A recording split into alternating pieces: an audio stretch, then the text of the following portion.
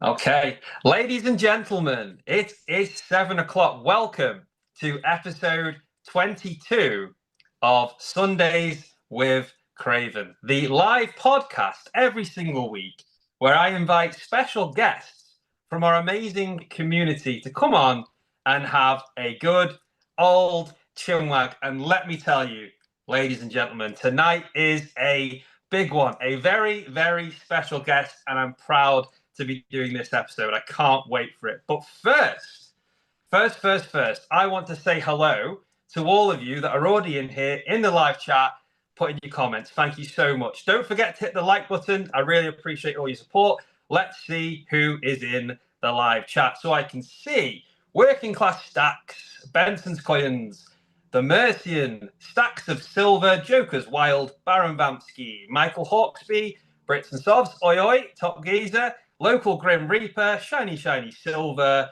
Villainous Bounty, Ian Atterbury, the world's #1 sniper. Thank you for joining, buddy. Diaxis, the producer, he's everywhere, to be fair to him. And BBA, the People's Champion. Nerd UK and CL4 Hordian. So, guys, thank you so much for joining. If I missed anyone's name, I'm really sorry. You know that we will come back to the chat throughout, and there will, of course, be a designated segment where we focus on you and your questions. So if you do have some good questions for our special guests, save them for them. But I can't wait any longer. Now is the time. Episode 22. I am absolutely delighted to be hosting Dan from Cardiff Gold. Thank you so much for coming on, my friend. How are you this evening? I'm very well. I was expecting like loads of cheers and confetti cannons and all sorts of them. Sorry, That's a we'll pretty work on serious that. welcome. No, I really am so excited to have you on. Thank you for making the time to do this on your own Sunday evening. I know you're a really busy guy, but I can't wait to learn from what you've got to say with everything that's going on in the crazy precious metals market at the moment and hear your thoughts on the past, the present, and potentially what the future holds, which I always love to hear.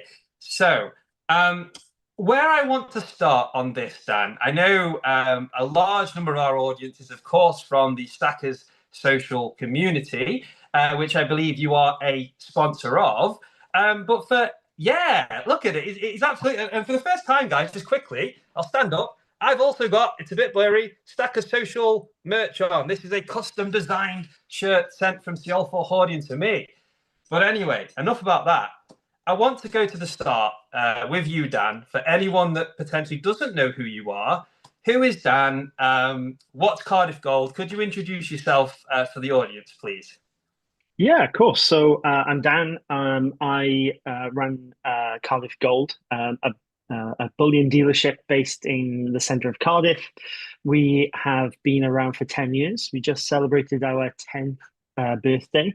Although we haven't always sold bullion, it was always our plan, you know. So we started off as a safe deposit facility. We expanded into bullion. We were bullion for less a long time ago, and we rebranded during the sort of couple of years of COVID, and relaunched and went for it from there. So we've grown, we've expanded, we've changed. We have an ever-growing team of people and a fantastic followership. And and here we are. We won 2 awards last year, 2 Retailer of the Year awards last year. We're up for another one this year. Yes. So we're doing okay. We're doing okay, you know. You certainly are. And thank you for explaining that for anyone that didn't know. I did actually see your most recent video. I would like to say to you, Dan, congratulations on 10 years with Cardiff Gold. I hadn't heard about Bullion for Less, so that was a nice little backstory there, which I appreciate you sharing. You've got the awards coming up shortly. It's the Cardiff Business Awards, is that right? That's right, yeah. So it'll be our second year entering. We went in last year and won. It was quite a surprise actually. Well Nice done. celebration, nice celebration on that one. And so we're like, well, we enjoyed that party, so let's do that again. So Yeah. we're quite a bunch. We enjoy a little celebration, so we Well, thought you've got we'd to. try it again. So yeah, When do yeah. you find out? When's those awards announced, or when's that held? November, around the middle of November. So 14th, 15th. I know it's a Friday night. Yeah, yeah. It's Okay. Well, hopes, best of hopes and luck. prayers. Hopes and Yeah, prayers, right? fingers crossed, hopes and prayers. But yeah, absolutely amazing what you're doing, and I'm sure those 10 years have absolutely flown by to where we are now. And you can say, "Look, I'm on the Sundays with Craven podcast. Look where I've got to." I'm only joking. That was Yeah, terrible. But Dan, I had hair on my head when I started. Now it's all on my chin. So yeah, yeah. It's been a journey, shall we say? Yeah, that's pretty good. Very good. well, worth all the hard work. During that time, and possibly before, and I'm sort of going back a little bit here, and I want to know about Dan before this passion from a business point of view.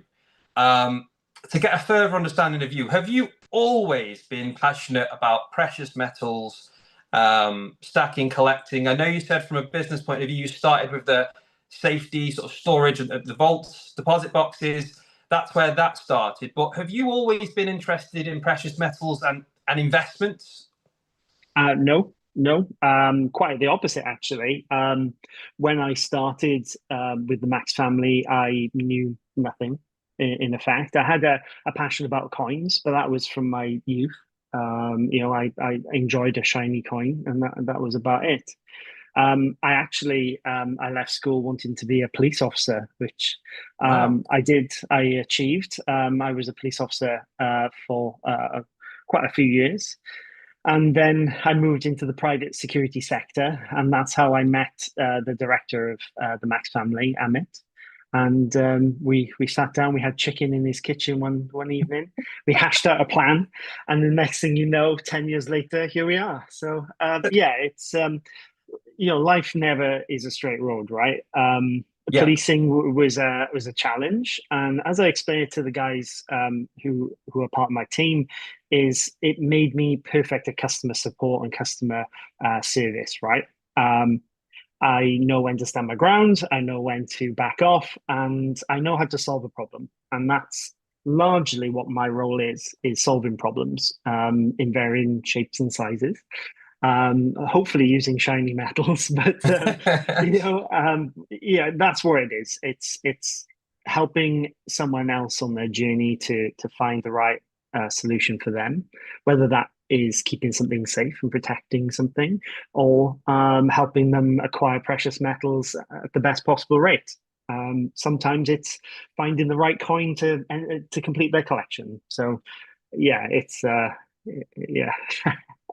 I don't That really know where to go from there, but yeah, yeah, no, not I really really where I started, No. yeah, I really appreciate that because I didn't know that about you. This is why it's so interesting to sort of go back a little bit before we move to the shiny stuff and now what the future holds. I wanted to understand more about you. Find it very interesting that you originally set out to be a police officer.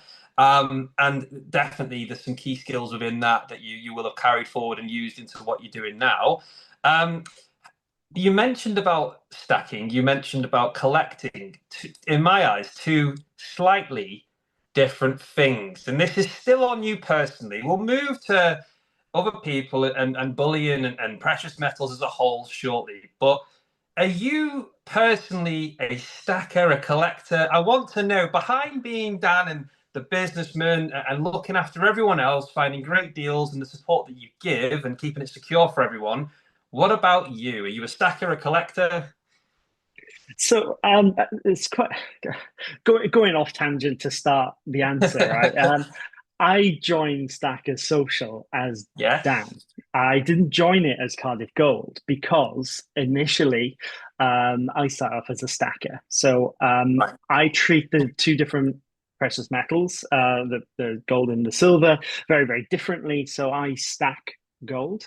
Um, but when it comes to silver, there's so many beautiful pieces out there. I can't not get right, and especially from some of the creators, some of the YouTubers, some of the creators, silver punk. Bluey, Liquid, these guys are amazing. I try and pick up some of their products here and there, and I try and do it on the sneak as well. So I buy it in my personal name, but I have been caught. I've been caught a couple of times. So, yeah, it's very different for me. So, and that comes down to gold and silver being very different metals in very different Yeah. markets. Which, gold is a store of your wealth, and silver is your money. It's your Arian. It's that tradable asset that you can use. So, I have the mindset. Dan personally has the mindset of keeping them very, very separate and very, very different. Yeah, that's really interesting. And I'm sorry to put you on the spot with this, but obviously it's nice to know that before Dan Cardiff Gold, it was Dan the Stacker. And that tells me, especially with it being in for quite a while now, you must have some pretty nice shiny pieces. So I've got to ask the question. Obviously, we don't need to know all the details, but if you were to think, right, okay, what's my favorite two or three pieces I've got, gold or silver? Okay. They can be poured pieces, bullion, proof, whatever it may be, gold or silver. What are your top three pieces in your collection that you don't mind letting us know if that's okay? So, number one piece in my collection is a colorized Ghostbusters coin. It's I keep it very safe in my box, and nothing at home, so I can't show you. But it's stunning. It's fully colorized, fully it's a boxed proof. Perfection, but it's Ghostbusters, man, and that era of Ghostbusters and Turtles. So that's certainly number one. Number two is the Britannia. Gold Britannias are stunning, undeniable. Though I do wish I had a Buffalo or a Gold Morgan in my stack. Preferably an MS70. That would be nice, wouldn't it? But Yeah, yeah, yeah. yeah. And to be honest, currently my third spot kind of I'm kind of torn. I bought a Mario Aztec coin from Liquid Metals, and that's beautiful. But and I'm torn because Valui gifted me a personalized coin not too long ago, and the guys over at Valui were made this coin. It is so perfect. I think we showed it in one of our videos. It's heads or tails. Ah man, I most of my stack was in my safe box and it's kept out of the way, but that coin is there on my desk. And I like just playing with it, handling it. It just The, feels so good. We So we so are good. spoiled. You mentioned there about some of the pourers. To give a shout out to some of them, of course, Silver Punk. I know you do a lot of work with Silver Punk, and he makes great content showing the process of his pours. I own some Silver Punk artwork as well, which I love to have. Louis Silver, of course, Liquid Metals, Crown Cast. The list really does go on, Yeah. and specifically in Stackers Social, guys. Link in the description if you haven't joined. There is an abundance of different options. It's a free Discord. Like I say, it's free and it really is the place for stackers to be. But there is something about poured pieces that I can't describe. I appreciate the beauty of a Britannia, some of the different silver designs. I don't know if you know this, Dan, but my favorite piece, or coin, shall we say, or silver piece, is the Little John Myths and Legends. Are you aware of this? For me, it's very important. It's very serious. To other people, they just mock me. What do you think about Little John? Now, I obviously with the role I have, I get quite busy. So my downtime doesn't involve a huge amount of work related stuff.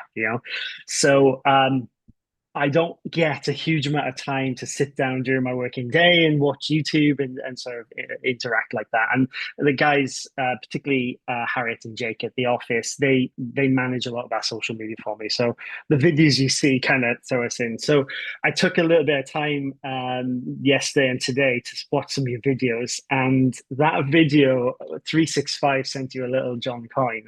What a coin! It's I know, know. right? Beautiful. It's amazing. I've seen the bullion uncirculated ones, come through the office quite often, because Tash likes to show me everything that's shiny, and yeah, that beautiful coin in bullion uncirculated, but to colorize it, like wow, I didn't wow, know that one existed, to be honest with you, Dan. It's called the yeah. the Mystic Forest edition, only a mintage of 250. Comes in a lovely box with a COA. I did not know that very one existed, I'll be honest. So it looks very much like early pick coins kind of theme. When I saw it, do you know pick coins? They do um, they do these very heavy, um, heavily raised coins, very artistic coins. Yeah. He's a good the guy who runs that is a good friend of mine. We chat quite often, especially see him in Berlin every year. And um, early on, he done that kind of colorization, low mintage. Yeah, it's beautiful. Am I right in saying it's an enamel based colorization, or is it like a sticker? What's the process of how they, I guess, add that coloration to what is a silver bullion coin? So I know the process. The best way I could explain it is kind of like a UV printing. Okay, So yeah. it's a you can build up UV paint on top. So it's kind of printed or painted on top, but you have to be careful to keep them out of light because they can sometimes get affected, especially under heat and light. So keep them out of the direct sunlight. But Well, very, I don't, very, very beautiful coins. I don't know about you, but I don't leave mine out in the garden in the sun. I keep mine in a very safe place. Um, and I want to come back to you here. Just before I do, I want to go back to one word you mentioned there, Dan, and it begins with a B. It's held every single year, and you mentioned the word Berlin. Are you going to Berlin in January? Yes is the short answer. I've been every year for quite a number of years. Normally with director Amit. This year it's probably going to be on my own. So I'll be with the Stacker Social as much as I can. I did join in a couple of times last year, but as you can imagine, it's heavy work. Heavy work, Yes. thousands of steps, multiple meetings, but I'm there for from Wednesday to Saturday. So yeah. I'll definitely see you there. Definitely see you there. I won't be Brilliant. wearing my Stacker shirt though. I might have to be incognito for a In the couple suit, hours. yeah. I did. I saw your video, which I believe was from the last one. It was held, the 2025. Obviously, you were suited and booted. It did look like you were very busy, but you did also show, because I've never been. So this will be my first time in January going to Berlin. I've spoke to a lot of the guys in the community about it. It sounds amazing. I saw some of the clips you showed as you were going round. I think there was it like a 10 kilo silver maple or something crazy just had in a big like box that was there. And it looks massive as well. So yeah, I can't wait for that. And it would be great to see you there and everyone else, guys that have tuned in. There's 45 of you right now. Thank you so much for tuning in. If you are going to Berlin, it would be lovely to meet all of you. So, Dan, I want to talk about silver and I want to talk about gold, but I'm going to ask you a very straight down the line question with no context to even help you. I'm just going to say black and white, silver, because you're a bullion dealer, silver or gold. It's not Oh, financial advice. not financial advice. Not financial. So silver and gold are two very, very different things, right? They have two completely different purposes.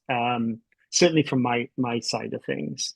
Like I said earlier, gold is a store of your wealth. It's your ISA, it's your pension, your long-term savings. And silver is that tradable asset that you can trade up until you get to the point where you can maybe exchange for gold or sell and buy gold or platinum or whatever you might do. Um, and we see two very different sort of customer bases when it comes to that. So the easy, simple answer is both, right? You gotta have a bit of both. The ratios are pretty strong. The numbers are pretty strong.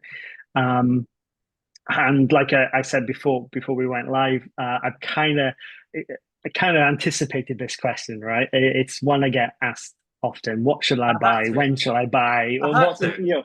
This is yeah. the one opportunity I've got to speak to you. Like I had to do it. I'm sorry. So I get asked this multiple times a day, and you should buy to the maximum of your affordability without the risk of you needing to sell. And that needing to sell aspect has to kick in when it comes to different metals at different points. So gold is a 3 to 5 year hold minimum. And I say that as a bullion dealer, right? That I have to be conservative. I have to protect you. I have to look after you. Yes. Now, that said, and I'm going to read off my pre-prepared notes. So gold at almost a year ago was 2139, so 2100, right?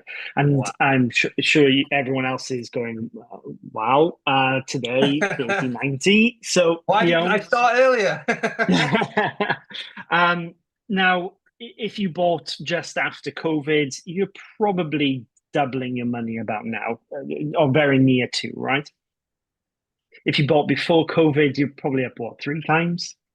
Um, but that also is a state of the larger economy as well. So there's some other factors in there. And then people start to look at things like, okay, well, what about an ISA? So currently, ISA, if you put maximum £20,000 in there per financial year, you're probably going to get around 3% back. Inflation, if you ask the government, is around that 3%. So you're flatlining. You're not doing anything. You're not gaining, you're not losing. In real terms, inflation's a lot higher, right? We feel that. We feel that pinch in the gas and the electricity, the Yes. fuels, you Everything. know, everything, right? Everything. And when it comes to gold, when you look at those highs and lows, so over the last 12 months, you've had a low of around £2,000. You've had a high of £3,200, right? So 3,270 was the all-time high, right? That's insane. That's insane. But on the year, that's only 45% up. Yeah. Okay. So on a 6 months, that's 23%. So these are uncharacteristic highs. These are uncharacteristic of gold and investment. And people will ask, well, why? And without going too conspiracy theorist on you, there's a little bit of everything going on there. People are starting to look into precious metals, and we see that Bill Stacker's social community, right? It's growing and growing and growing. People are now stacking who would never have even considered metals 5 years ago. Yeah. People are looking for alternative ways of protecting their wealth. They're looking at alternatives to pension. They're seeing the figures that I've stated here, and they're looking to be part of that. Maybe Bitcoin is too risky for them. Maybe stocks and shares doesn't quite satisfy that need or that urge. And none of those you can hold, right? None of those you can hold in your hand and feel and There's a good saying that a lot of people in the community say, and if you can't hold it, you don't own it. you don't own it. Absolutely. And I think another factor, Dan, just quickly that contributes to these markets at the moment, especially with I'm trying to think where I was going with this, the silver and the gold, is that people with the currency, people are having less trust in the currency itself. We know about inflation, all the different things going on, distrust with the government, different things. I've seen a lot of reports that suggest governments and different countries internationally are buying silver by the ton, like millions of pounds, which will not get broadcasted. But what is starting to be broadcasted in mainstream social media is precious metals. You just mentioned there, which I appreciate you giving us the figures, but it's starting to hit the limelight. You know, more people who are just coming into this, they don't know much about it. What would you say to them? And if there's anyone listening right now that has very just recently started stacking, to those people, Dan, what would you say? Would you edge on the side of caution, or would you go back to what you said before? Even with these prices being a bit higher than what they were a year ago, like gold, just over £3,000 currently per troy ounce, would you say, look, if your plan is long term, regardless what time you're buying in, that's okay? It's not a get rich quick scheme, but if your plan is long term, hold, you think that's a good way to go, regardless what the price is now? Yeah. So we've got a little bit of a saying in the office is it's always a good time to buy gold. It's sometimes not a good time to sell it, right? So if you're short terming, like you said, it's not a get rich quick scheme. No. It's not a cryptocurrency. It's not Bitcoin. It's not these sort of win quick, buy low, sell high kind of things. There's a lot of people who would never sell their gold, or would only sell it for a fixed asset, like a house, a first house, or something like that. So I would always say buy gold. At any point in the pricing, it's never going to be a bad decision. And if you haven't made profit today, you wait till tomorrow, right? It's only 5,000 years. It's only ever gone up. Um, if you watch it day to day, then you're probably going to be as bold as I am. But that's the way it goes. And to compare, so I anticipated this question too. So the S&P 500 a year ago was £85. So I know there's quite a few different ones. So the one that I follow, it was £85. Today it's £96, which not too bad, right? Not too bad. S&P 500 is pretty safe, pretty steady, pretty fast. In April, it took a massive nosedive, which was 6 months ago. So to do a direct comparison to the figures that we were just talking about is kind of unfair, but let's do it anyway, right? In for a penny. Okay. So it had a low of the year at 76, which means on the 6 month, it's a 26% increase, which is pretty good for the S&P 500, but it's not 45%, right? On the year, gold's outperformed it. And on the full year for the S&P 500 is actually 12%, which is more realistic. That's a fairer figure and a safer figure to use for the S&P. But if I can flip that a little bit, and let's go to silver. And I know there's going to be some questions coming up because of things that have been happening in the silver market recently. But in the last 6 months, silver has outperformed gold. By my figures, by 1%. But in reality, in the actual industry that I work in, the demand for silver has gone up and up and up. Now, I'm not a silver specialist. We're Cardiff Gold, right? So we offer certain silver products at certain times in certain ways. To me, silver, and on many occasions, has been kind of a loss leader as a bullion dealer. Sometimes you don't quite get the price right, and you maybe make 50 pence on a coin if you're lucky sometimes, right? So it's very, very, very tight margins. And Amit is always on my case about the pricing of best value coins, particularly, right? And when we look at silver year on year, I think beginning of the year, the ratio was like 100 to 1, 101, 102, 108 at one point. That's not where silver is supposed to be. And if you look at history, silver is supposed to be 52, between 50 and 60 to 1. And that's probably quite conservative. I dare say there's probably people in the chat right now just going mental, and I'm correct in that. But in reality, if we put it to 50%,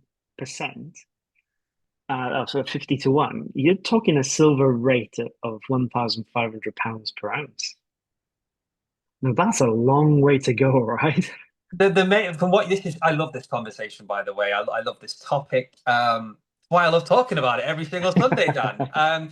But you mentioned some numbers there, and just talking on the finite amount that we know of that is in the world of gold, as we know, there's only a finite amount, and of silver. I'm of the belief, don't quote me on this, guys, but there's about 16-ish times as much silver in the world as there is gold. That's something I've seen. I'm not saying it's exactly right. Who knows? But I've seen those figures more than once. And okay, I don't think we'll see gold silver ratio 16 to 1. But maybe you do. Who knows? But what I do think is that silver is ridiculously undervalued. Now, I'm going to be awful here, Dan, and take a really quick detour. before I'm going to get to some really good questions for you, because I want to ask, I'm really grateful that you mentioned investing in stocks and shares, ISAs, that kind of thing. And I just wanted to ask you personally, there's a lot of obviously precious metal stackers are listening in the audience. How important do you think it is personally that people diversify by not just investing their disposable money they can afford to in the shiny stuff, but also looking at other things like stocks and shares? I know some people talk about potentially property, which is maybe later down the road, but there are other options that are worth considering. What's your stance on that before we move on? Absolutely. I can't answer this question without sounding like a conspiracy theorist again, and I'll try not to. But every answer I give kind of comes out with one. So, we're way down the triangle, right? We're not one percenters. We're not billionaires. Well, there might be a couple here, but we're not in the grand scheme of things. And to have a little bit of everything is never a bad idea, Yeah. right? So if you have a little bit of gold, a little bit of silver, a little bit of stocks, maybe some cryptocurrencies, maybe some Bitcoin, stocks and shares is great. S&P 500 have already said that's one I invest in. I think many people do. Is it going to make me rich overnight? No, it just gives me an opportunity to secure my wealth in a different way. What I've seen over the last year, maybe 18 months, possibly longer at this stage, is a reluctance of people with wealth to keep it in the bank. So when we start talking about 16 times more silver to gold, people are starting to take up that gold. They're starting to take it physically into their portfolio, put it in their safe box, keeping it safe. And hold it for many years. If more and more people start doing that, it's going to be harder and harder to get the product, to get the gold.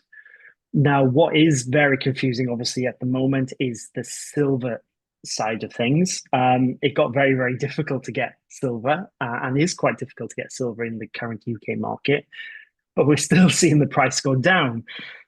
So I'll leave that for the conspiracy theorists among you, but it's becoming more of a rare thing. What I would discourage when it comes to stocks and shares is to stay away from ETFs that are not secured on physical items. Like you said earlier, if you don't hold it, you don't own it. So digitalized products can be very risky. We've seen it with Deutsche Bank. We've seen it with London recently. We've had these problems previously where it just doesn't exist. They can promise you the world, but when it comes down to the crunch, it's not there. If you've got it in your hand, you've got it. You've got it to trade, and world's your oyster.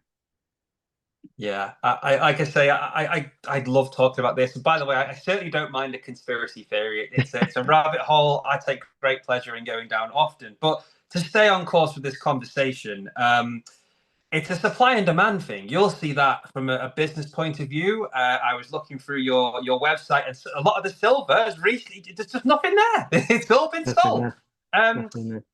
I don't try to look at the markets, the spot price of silver and gold every single day. I am new to stacking. I started in April, Dan. That's when I started. So still relatively new to this world. But even since the 1st of April, when I got my first ounce of silver, a Britannia, a lot has happened. And most recently, which I want to get your stance on, and this leads more to the future, and we'll get to your predictions. That's how I'm working towards that. But what I've observed is that silver went on a run, and it went just over £40 per troy ounce. Held there for a little while. Everything was going crazy, bit of a private seller's market. Gold did the same shortly after and went to about 3,000, or just over 3,200. And as a lot of people anticipated, there was that so-called market correction, that pullback. Gold's now sitting at, I believe, just below 3,100, and silver spot price is about £36.60. I think that's where we're at now, give or take a little bit. Let me off, guys, please. But with that in mind, there's people asking, is this little pullback a good time to start buying in bulk? What do you think, Dan? What would you say to those people? And also, I want to hear it. What do you think the future holds? And I don't expect you to know what's going to happen necessarily next week, but what do you think the future holds in a year's time, 5 years' time? Can you give us what's going on in there and what you predict as a bullion dealer? Okay, so let's bring in line some of the other questions that were in there as well. So before I sort of give my prediction, so it is standard for all markets to come in waves. Each metal goes up and down. The important thing is that down isn't as far down as the wave it was up, right? So you constantly have that flow going up. That's very important. I think the bull run for gold was what, 11 years.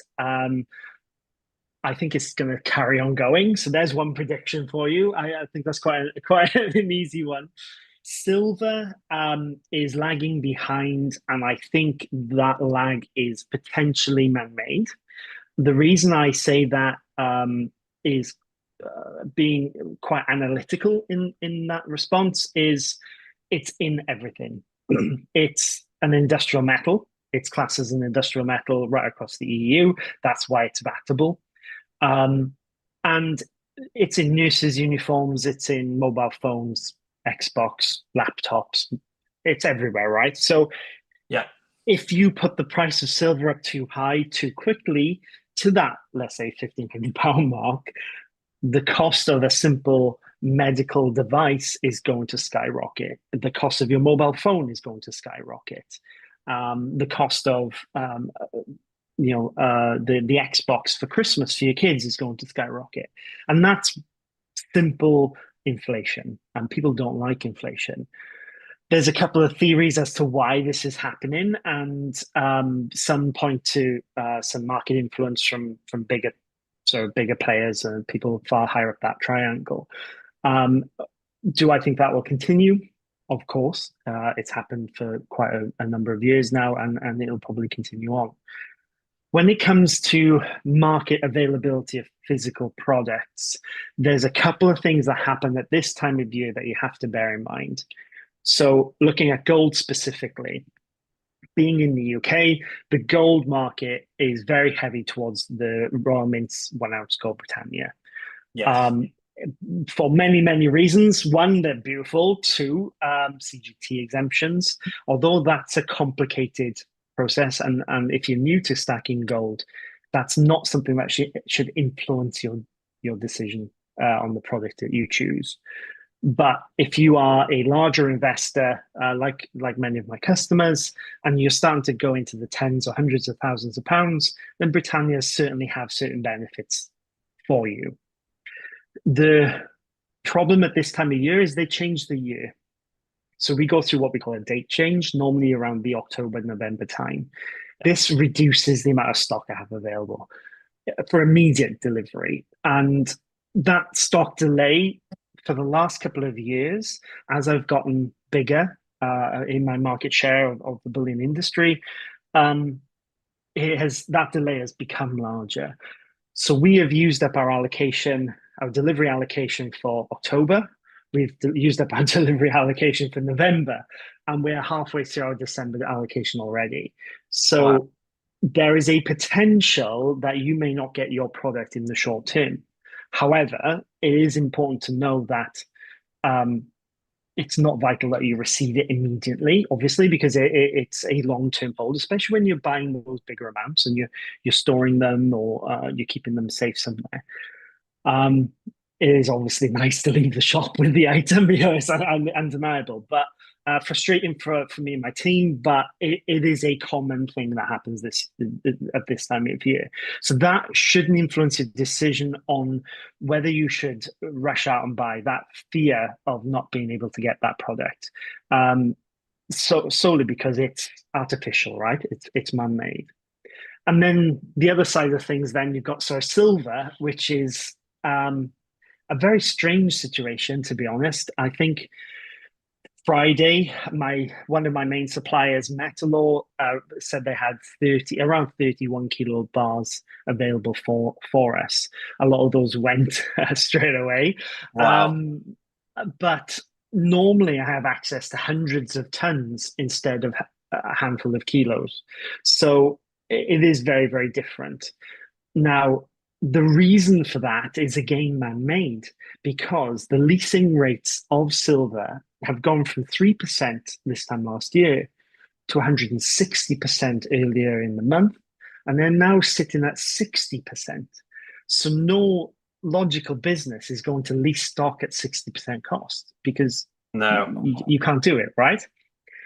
So they reduce their stock down massively to reduce that cost. They probably buy to replace hedging instead of long-term hedging.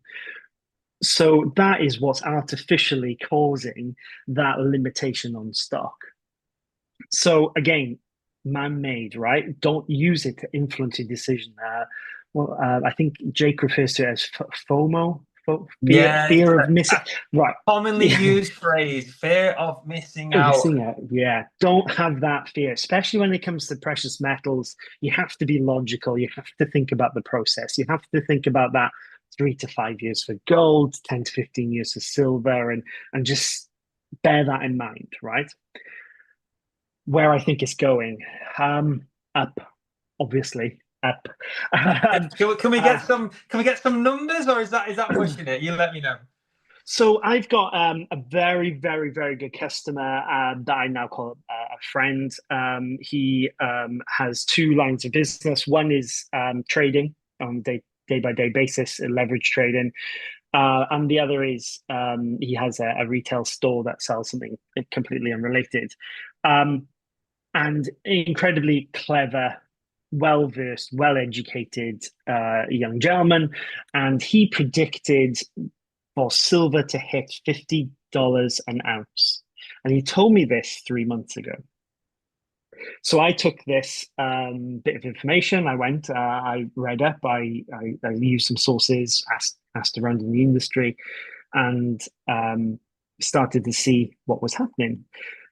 That's well on the way, right? That's done. That's tested. That's achieved several months earlier. So we're going to have that pullback.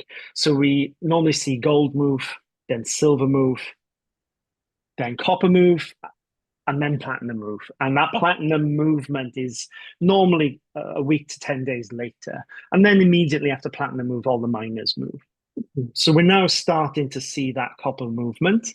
We're then going to start to see that platinum movement, and then it's time for gold and silver again. It's a wave. It'll continue to do so. So it's a Prediction. cycle, a It's a cycle that cycle. we've seen happen before historically. Yeah, yeah.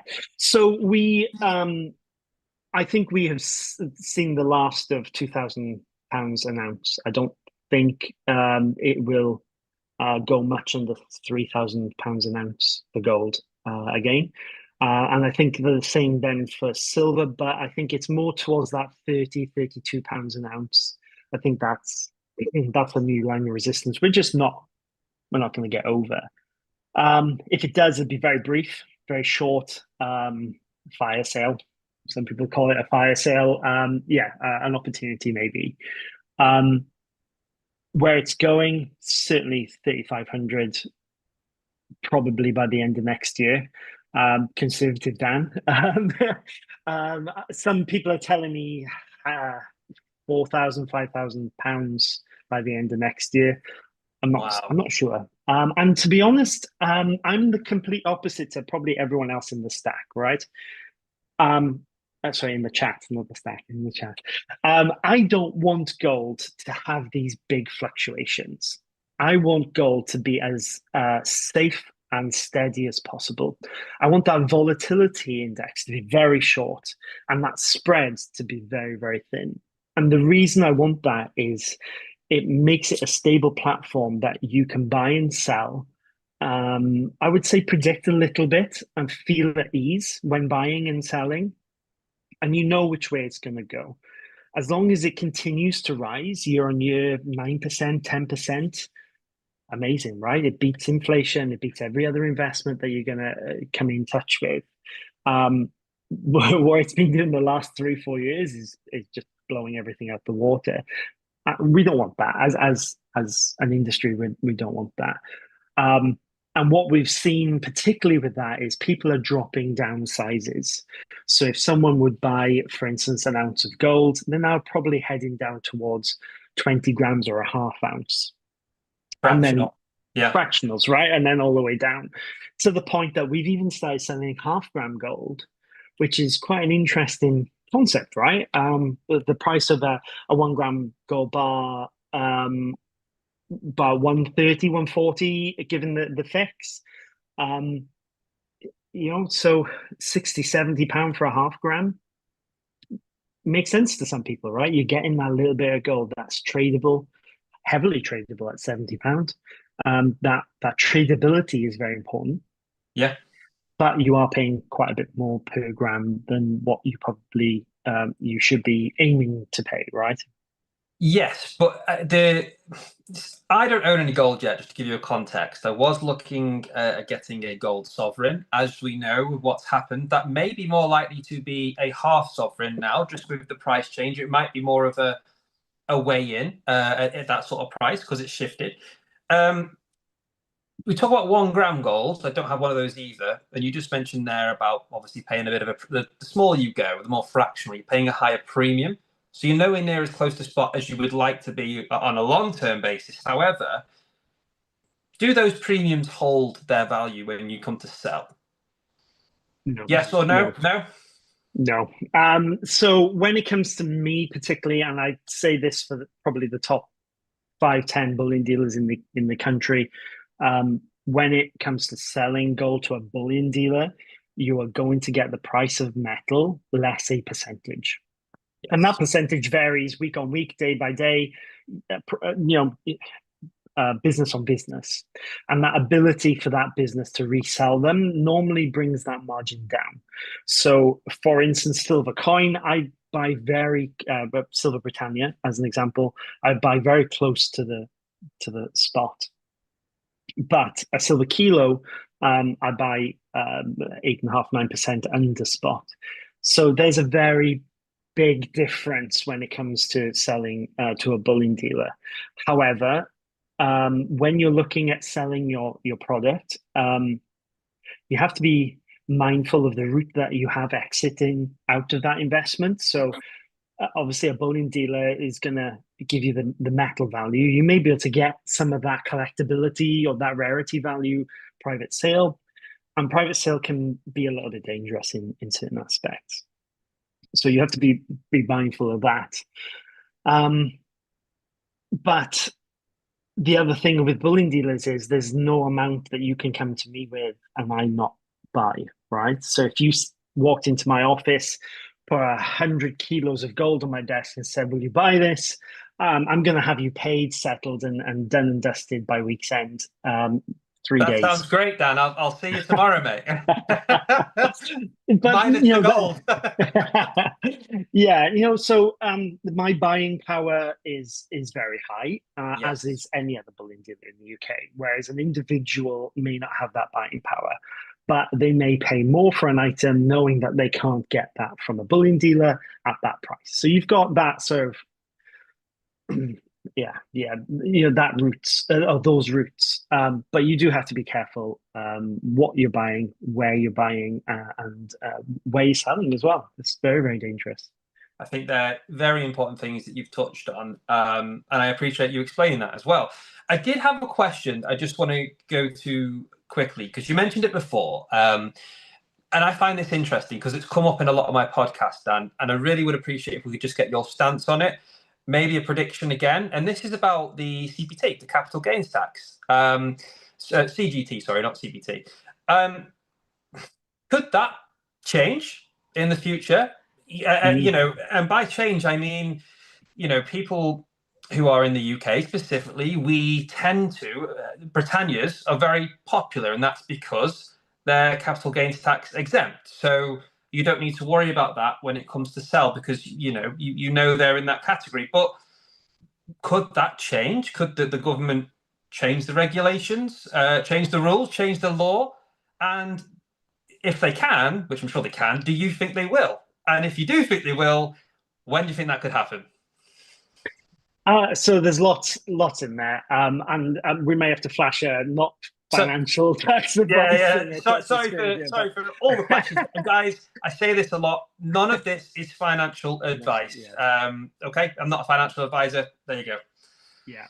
So my interpretation of the capital gains tax rules are: if your initial investment is over £6,000 and you make a profit in excess of your personal tax allowance, which is currently £3,000. Yes. That's something I'm going to come back on in a minute. You're going to get taxed on the profit that you make of any investments that you've made, any taxable events that you've made during your financial year. And it is your duty to report those to HMRC as a private individual, where they will tax you based on your personal tax allowance. So if you're a 20% taxpayer, then you pay 20% tax. If you're 40%, and so on. So there's quite a few things going on there, right? So initially, your initial investment has to be over £6,000, and this is important because, for instance, if you bought a car that went up in value, become very rare, then you wouldn't be expected to pay capital gains on that if your initial investment was over £6,000. That's not. It wasn't a thought process that you had in the initial. No. And same then for Pokemon card. Another fantastic topical investment now, according to the Financial Times. So your initial investment has to be over 6,000. And if we go back to the conversation a little bit earlier, that's kind of where I say, look, it's not something that should influence you when you're starting out, because your initial investment is unlikely and maybe shouldn't be over £6,000. And that test should be a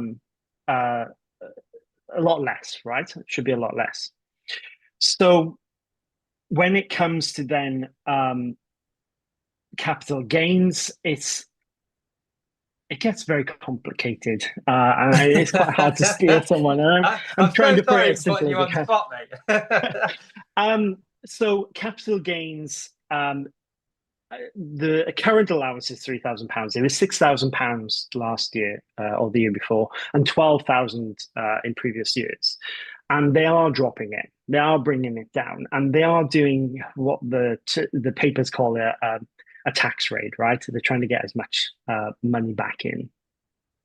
So most people now are trying to avoid that potential by heading towards the CGT exempt products, and we've seen that marked increase. But if you're buying sovereigns, half sovereigns, quarters, halves, maybe even 1 ounce coins, and you're buying them one by one, and you're stacking and you're dollar cost averaging, you're potentially not going to be subject to CGT, even if they brought it to zero. Currently at £3,000, if you're making a £3,000 profit on a sovereign, you're probably not going to mind declaring it. But it is something you need to be aware of. It is something you need to consider when buying precious metals. But there are quite a few caveats and quite a few sort of things that go into that, which is very important in that decision and that initial sort of reading that you'll do. Yeah. Essentially, you need some serious weight before, if we talk silver here, before you start worrying about that, really, to actually be past that threshold of £3,000 profit to then be in that tax category. So that's really interesting. There's a couple of last things I want to touch on. And guys, 55 of you in the audience right now, thank you so much for tuning in this evening. I want you to start thinking, because very soon we are going to move over. I'm personally going to give Dan a break from this interrogation of questions, but then it's your turn. So start thinking about the questions that you'd like to ask Dan from Cardiff Gold. And don't forget as well, at the bottom of your screen, I think on yours it might be over there, I'm not sure, but there is Dan's YouTube channel, Cardiff Gold, and also the website URL as well. So make sure you do check those out.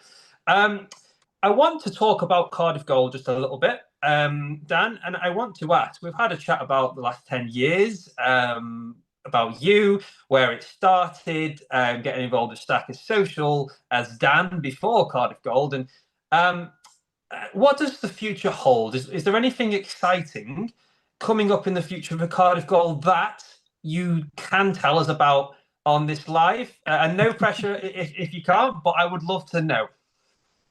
So, over the last 18 months, we have seen a substantial change in Cardiff Gold. We have seen some staff changes. We've brought on some new people. I don't know if you saw the video where we introduced Harriet, and we had a bit of a laugh and joke with Harriet. Harriet's come on board really to look after our marketing. Prior to that, it was largely myself with Jake sort of kicking in with the videos. So Harriet's come on board. She's pushing out the social media. She's pushing out the emails and promotions and new products and things like that. And I'm very lucky with the team that I have, and I've always had a very, very good, supportive team, and that's quite important to me. We have a laugh and a joke. Um, we put on some music first in the morning. The girls come in dancing, right? What a better environment, right? But we run on caffeine, heavily on caffeine. Yeah. Innuendos everywhere. So we've had a bit of a staff change. We've brought in additional staff, and it's likely in the next 12 months that we'll have to have more staff come in as well. When it comes to Cardiff Gold as a whole, my sole objective with Cardiff Gold is to bring as many products to the market as we can, as cheaply as I possibly can. In some cases, I can't do that. I'm not a I'm not a big boy. I'm not a big player. I'm a little shop in Cardiff, right? But I'm gonna try and take the gloves off. I'm gonna try and take it to them a little bit and try and bring my prices down, but supplement that with the delivery, the fast delivery, the fast dispatch, with the best customer service and the smiley faces that you get at Cardiff. You've all seen Natasha, you've all seen Harriet, and now Sylvia. Sylvia's joined us as well, and Jake. You haven't seen Jake, but you've experienced him, right? He is a character. He keeps me annoyed constantly. So the guys work very, very hard there to make sure that we get as much good quality product as best as we can for as cheap as we can, because that's what we want, right? We want you to make the profit in the long run. One of our most popular products is copper bars. I started selling copper bars, 8, 9 years ago. We sell hundreds and hundreds and hundreds of kilos every month. We brought in our own brand. We work with Heracles in France to make our own brand, and we make that as cheaply as we possibly can. The margins are very, very small on them. The quality is okay, not perfect. It's not a Germania mint bar, but it's near there. They're wrapped, not sealed, so I know that they're going to start to degrade over time, which gives that little character and things. So that's that there for us is where a lot of our stuff is heading. Aside to that, we are now a major stockist of Agoro, which is New Zealand Mint collectibles. Seen a And lot of some that stuff. Yeah, really cool oh, stuff as well. beautiful, beautiful stuff. I know Cobra is a big, big fan of their stuff, and rightly so. Some of his streams are incredible. So Agoro, big, big part of our future, I believe. We also have some other collectibles that we're trying to test and find out. This last week, we introduced some other metals, which kind of took us all by surprise. So Which we were ordered they? that. So we ordered some titanium, brass. We had this pillar of industry board where there was 5 metals on there. All gone I within saw that was shared within the within week. Stacker Social actually. That was really, really cool. Yeah, yeah. Very interesting trial of the market. We'll probably bring them back and pretty quickly. We're also Okay. introducing a lot more 1 gram bars. So we quite enjoy during the summer introducing a handful of different brands for the 1 gram bars. We're going to do that this Christmas. So I know Germania Mint bars are coming in. We are now going to be stocking a full range of Britannia bars, Royal Mint's Britannia bars. So that'll be interesting. What else have we got coming up? Are they silver and gold, or the Britannia bars? The Britannia bars will be just gold at the Gold. moment. Yeah. Yeah, yeah. Silver is proving difficult and expensive. The making fees on silver is pretty high, which is a project that is certainly in our minds, very much at the forefront of our minds, to introduce that silver as low as we possibly can. And we've experimented with that in the Stacker Social a few times with Stacker Social bars, Cardiff Gold coins, Stacker Social poker chips, or social stackers poker chips, which Is it so commonly gets referred to as? Yes. yeah, which turned out to be a hilarious mistake, which is great. And that's kind of what we are. When we before this stream started, I said, look, although I'm part of a professional organization who will look after our customers very well, I'm not. I like a laugh and a joke. And funnily enough, this week we tortured Harriet because she made a typo in an email which said "while socks last," which absolutely tickled me. Instead of stocks. Stocks. Yeah, yeah. So she's been having private messages and requests for Cardiff Gold socks all weekend. So yeah, Could we see that? Could we see a fresh line of Cardiff Gold Christmas socks? Certainly some Cardiff Gold merch, I think, is definitely something that I'd like to see. Yeah, that'd be Wow. pretty cool. Pretty cool. Yeah. There's a couple of things I want to point out what you've just said, but Dan, I believe it's an offence to not own one of these. It's an offence. The It's a Cardiff criminal Gold offence. pen. These, my friend, are famous. And I know you're a Yeah. busy guy, so you don't see a lot of the content, but I am telling you now, I have told the world, however I can, using all of my platforms, just how good these are. I let everyone know. They are durable, robust, and perfect to write with. Would you agree? Wholeheartedly, that's all we use. All we use. Absolutely. It chuckles me because, like you said, I'm pretty busy day to day, and my ability to look on social media is quite limited. Yeah. But if I'm tagged in Stacker Social, I try and pick it up as soon as I can. And I was hammered one day for Stacker Social pens, and I had this great idea that I would attach some kind of promo that you could enter in, and it would give you a Stacker Social pen, and it was disaster. Everyone got flagged for fraud. It was a nightmare. So I'm gonna have to rethink the whole pen giveaway situation. Yeah, I mean, I haven't actually asked you directly for pens yet. I have found through other generous people, I found a collection of pens. A couple of things, Dan. As someone that's watched the Cardiff Gold videos and you spoke there passionately about the culture in the office, that really shines through the content. I think the content that you make is really quite humorous. There's a very inviting vibe to the office there, and I, for one, would love to come and visit at some point in the future. I hope that can happen soon. And long may the videos continue. I love seeing the different stock that you're showing, but you also add, I'd say, a little bit of comedic value in there as well, which I do love. You mentioned before about Cardiff Gold with staffing changes and different things and looking to grow, add more staff. And I didn't want to stop the flow of conversation, but there were a couple of comments in the live chat from a certain Cy the Soundman and Silverpunk. And Cy the Soundman said, at that time, "Can I have a job, Dan? Stacker Social pay is below minimum wage." And Silverpunk says, "I want to work there now." I didn't want those to get mixed, but what are your response to that? I have a huge amount of time for Cy and Silverpunk. Cy, the guy is incredibly genuine man. What you see is what you get. And I've met him a couple of times now. He's come down to see us. I met him in Berlin, spent some time with him at dinner in Berlin. What a guy, right? I'd love to have him on board. I don't think I could fund his addiction with playing cards, whiskey, and silver.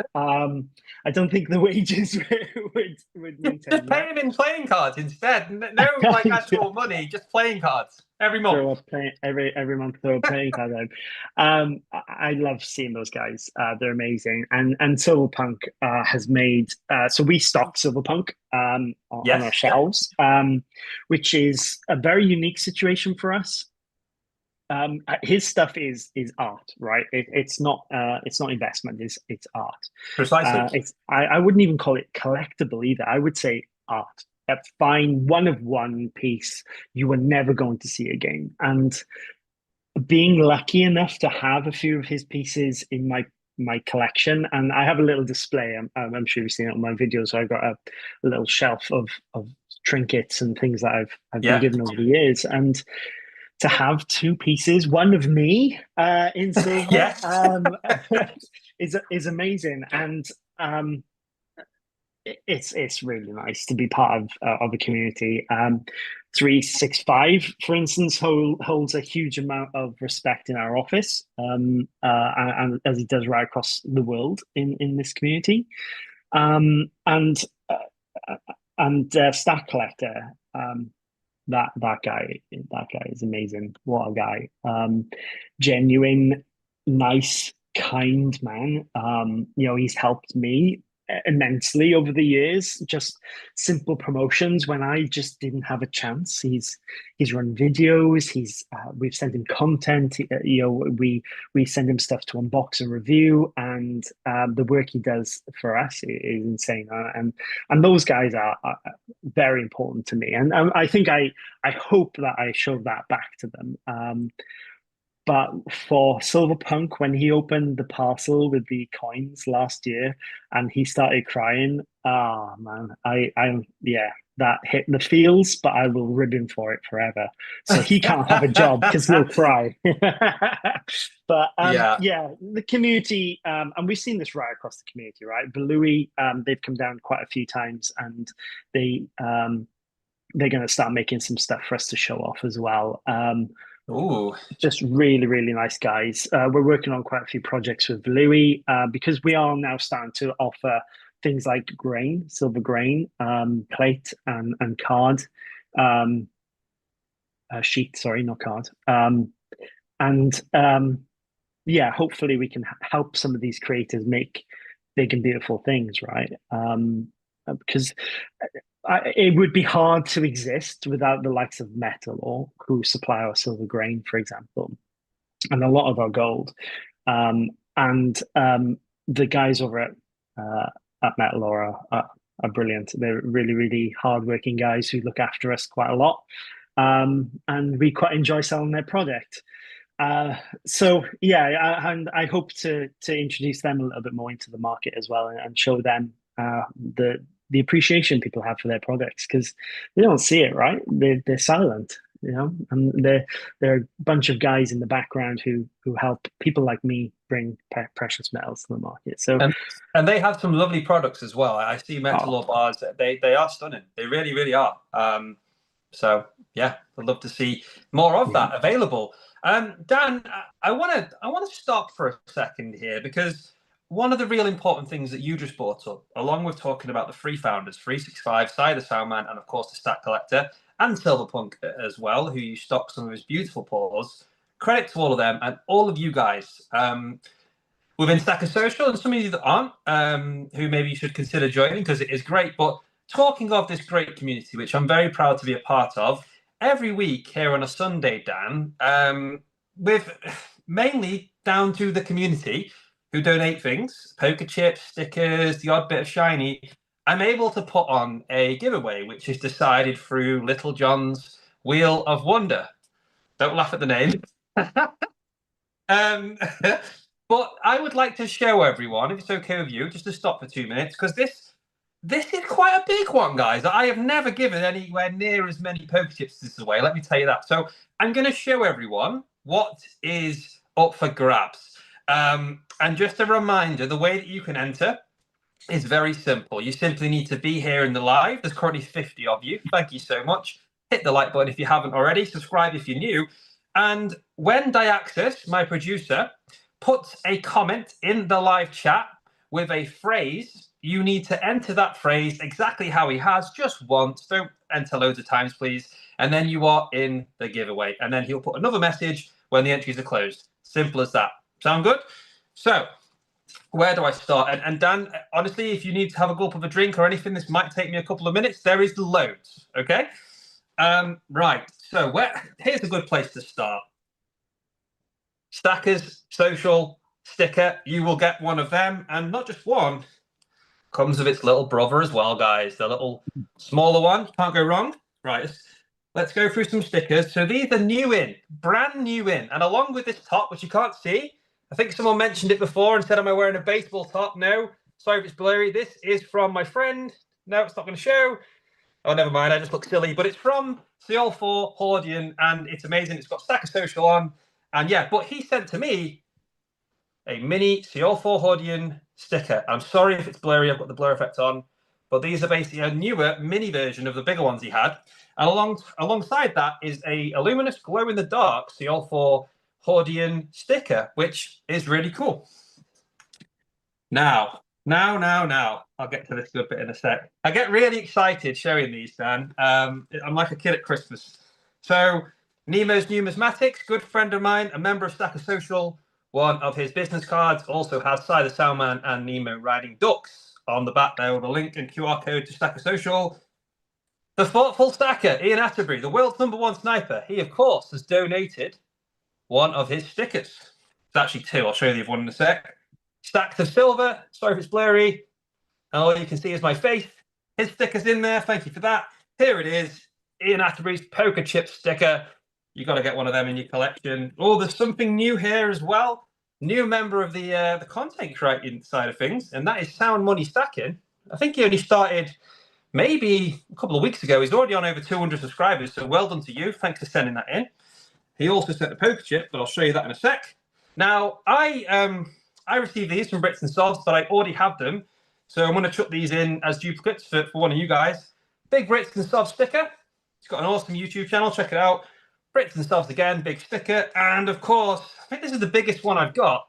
Stacker's Social sticker. It's absolutely humongous. And there you go. Right, so question for you, Dan, by the way. Do you like poker chips? I do. I have a little collection of my own. Wow. Yeah, I always welcome more, but Tash gets jealous. So if anyone does happen to send me a poker chip, which I always enjoy opening on camera, send two? Please send two, because she'll murder me. Well,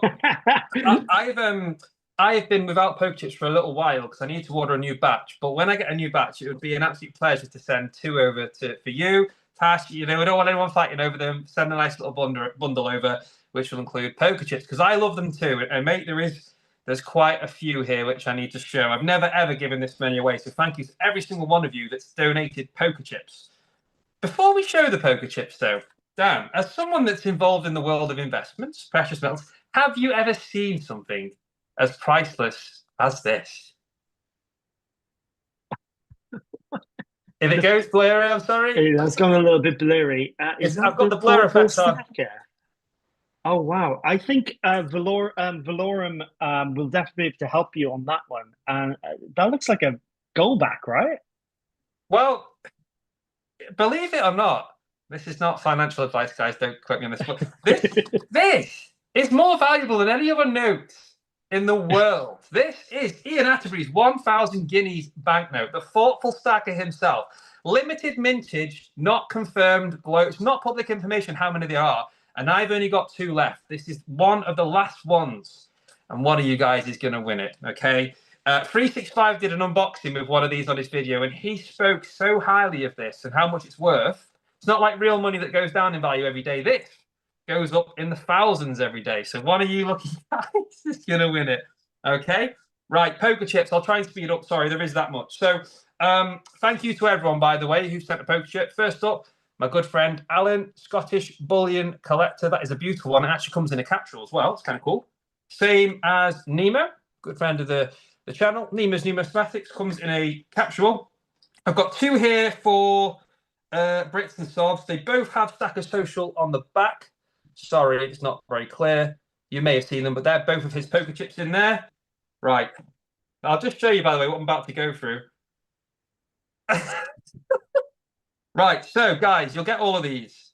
So, Silver Stackers poker chip. The Silver Spectres poker chip. What an awesome community we have, honestly. I love these poker chips. CY Sterling's poker chip. I mentioned it before. I'll mention it again. What's the right way up? Sound Money Stacking poker chip. That's really nice, by the way, with the yellow design. It stands out in a big collection. So does this one, which is from a good friend, Villainous Bounty. He's got a really nice piratey themed poker chip. You'll also get Stacks of Silvers poker chip. You will also get kind of a poker chip collection without one of these. Ian Atterbury, the Thoughtful Stackers poker chip, and a quick plug for him. He doesn't make videos. He's known as the sniper across the community. I don't know how many subscribers he's on right now, Dan, but we're trying to get Ian Atterbury to 100 subscribers without making a single video. But if we get him there to 100, he has promised, he has pledged to the community, he will make a video showing us his collection or whatever he wants to do. So, guys, if you haven't already, subscribe to Ian Atterbury, one of the moderators. If you want to be so kind to put Ian Atterbury's YouTube channel link in the chat, I'd really appreciate that. Thank you. We'll move on. The producer, the man behind this show, pressing all the buttons, Diaxis, his poker chip is in there. Now, one of the founders himself, the collector of fine things, the man with a beard worthy of the World Beard National Championship, Cy the Soundman. His poker chip is in there. Next up is the godfather of stacking, 365. If you don't have one of those, criminal. Of course, Stacker Social poker chip. All of these have like your QR codes on the back. I haven't shown them all because I'm trying to whiz through, but that's really nice. And last but not least, I have one of the last, wrong way around, the last Stackamon Pokemon cards. Poker chips. Two-sided. These are really cool. If you haven't got one of them, still a chance to get one. There is also this, which is, I think it's it's Morgan dollar, but 1 ounce of copper. Fine copper. Sorry if you can't see this. You can just basically see my face and a load of shiny reflections. But either way, you spoke about copper before, Dan. I love copper in terms of just how it looks. Maybe not so much as an investment compared to silver and gold, but designs just really pop in the different lights. And this is stunning. One of you guys will get that. And, right, of course, all of this has to be packaged up to send to you. I'm going to package it up in one of these, a Cardiff Gold zippy bag. These are really cool. And of course, save this to last. Cardiff Gold pen. There you go. That's in there. But there's just one more thing here. You're going to get to choose. This was donated by Seal4 Hordian. This is so kind. It's not silver, but they're packaged from the Royal Mint. These are Coopernickel, £5. I've got Little John as a £5 coin in the pack, which is really cool. I've got, which one's this? The Queen's Beast, the Lion of Mortimer. That's on there. Sorry, guys. Whoever does win this, I can message you and send you pictures. See, that one, or what's this? The Royal Tudor Beast as well, just to show you this bloody camera. No, you'll have to take my word for it. I wouldn't lie to you. You're going to get to choose out of one of them. Okay, I'm going to stop for a breath. Dan, something just clicked into my mind, and you'll have to tell me if you know. Is there something that you wanted to chuck in yourself, or? Yeah. So at Cardiff Gold, we're going to chuck in a 1 kilo copper bar, Cardiff Gold copper bar, because they're back in stock with us, and we want them all in every corner of the world. So I'm not able to show you one because we don't bring anything home for security. But we'll get that out to the winner, and we'll arrange that with Craven after the show. Thank you so much for doing that, guys. A 1 kilo Cardiff Gold copper bar, and I haven't seen one in the flesh. They're quite long, aren't they? Quite big. No. Are they not? No? About 13 centimeters. So I've seen on the videos people unboxing them. They look quite big, especially on the backdrops. I don't know, but I'm sure they feel quite heavy though. Oh yeah, they feel quite yeah, they feel it in the hand. But yeah, because the densities, right? The densities are change. They're they're very cubed but long. Yeah, Yeah. Well, nice. like I say, Very thank you nice. so much for putting that forward. Everything I mentioned plus 1 kilo Cardiff Gold copper bar. Thank you so much. One of you guys is going to win all of that. The winner will be announced before the end of the podcast through the live wheel, and you just got to keep an eye on the chat. Diaxis will let you know when you can enter. Dan, truthfully, thank you for answering all of my questions. I think you've been asked enough from me, and I think everyone's waited long enough. I think we should move over to the live chat and see exactly what questions the audience have. 54 live right now watching. See what they've got to ask. Does that sound good to you? Yeah. Hopefully they're nice to me.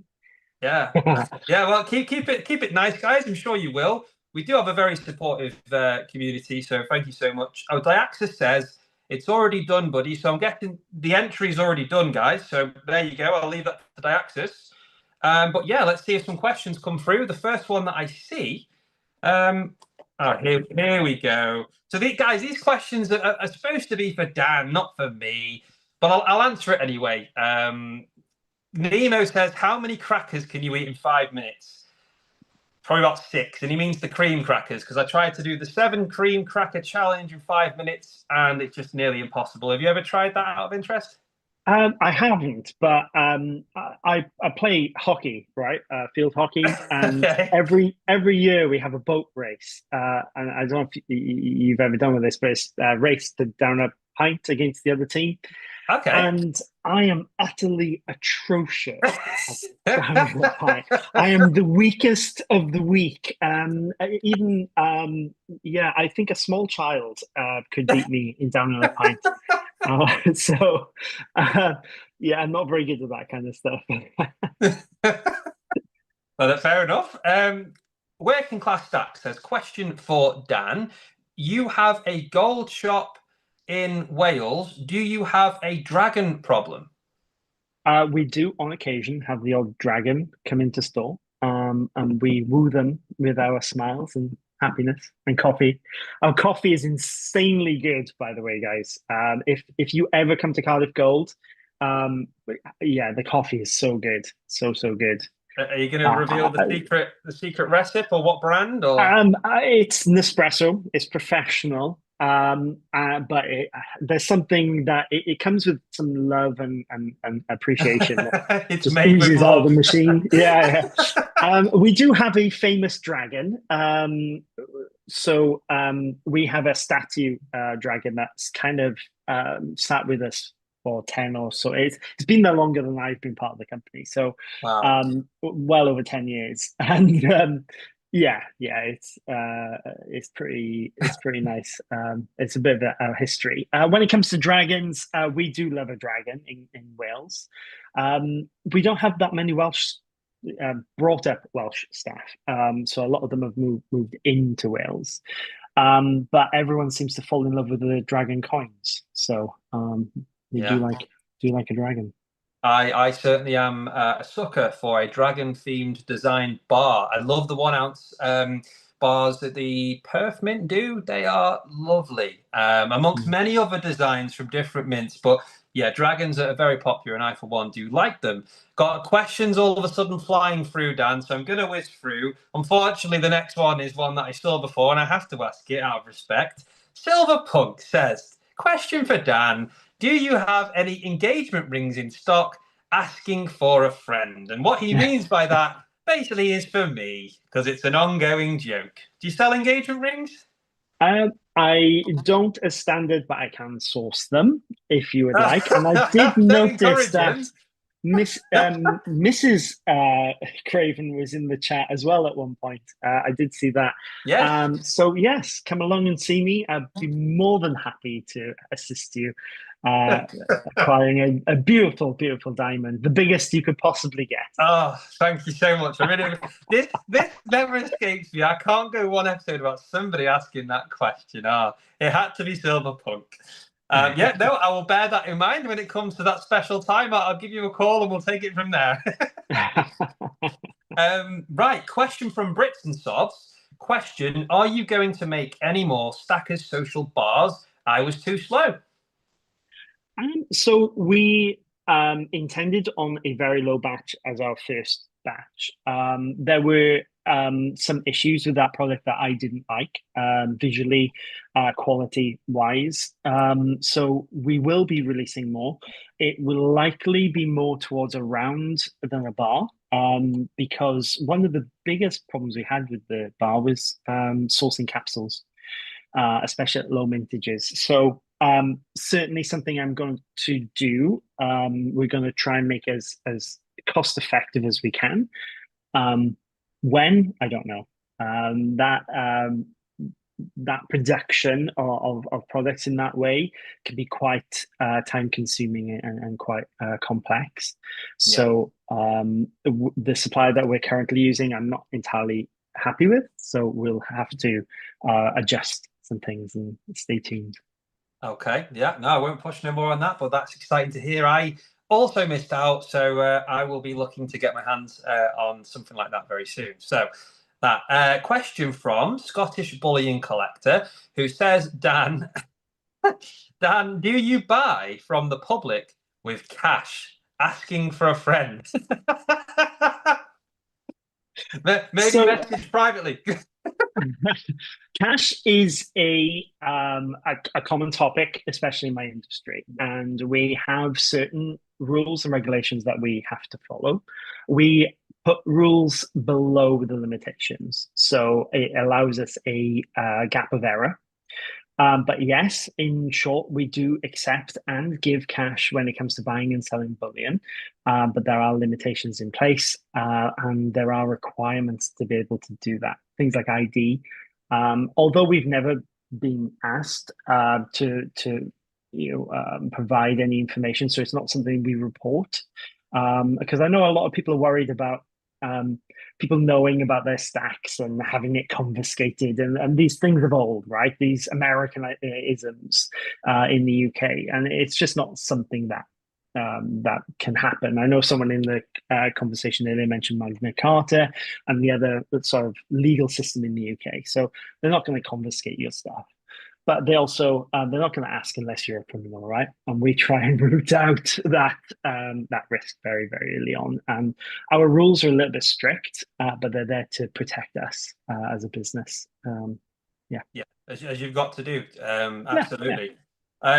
Similar-ish question on that topic line from Robot Toaster, who says, "Do bullion dealers report any sales or purchases to the HMRC?"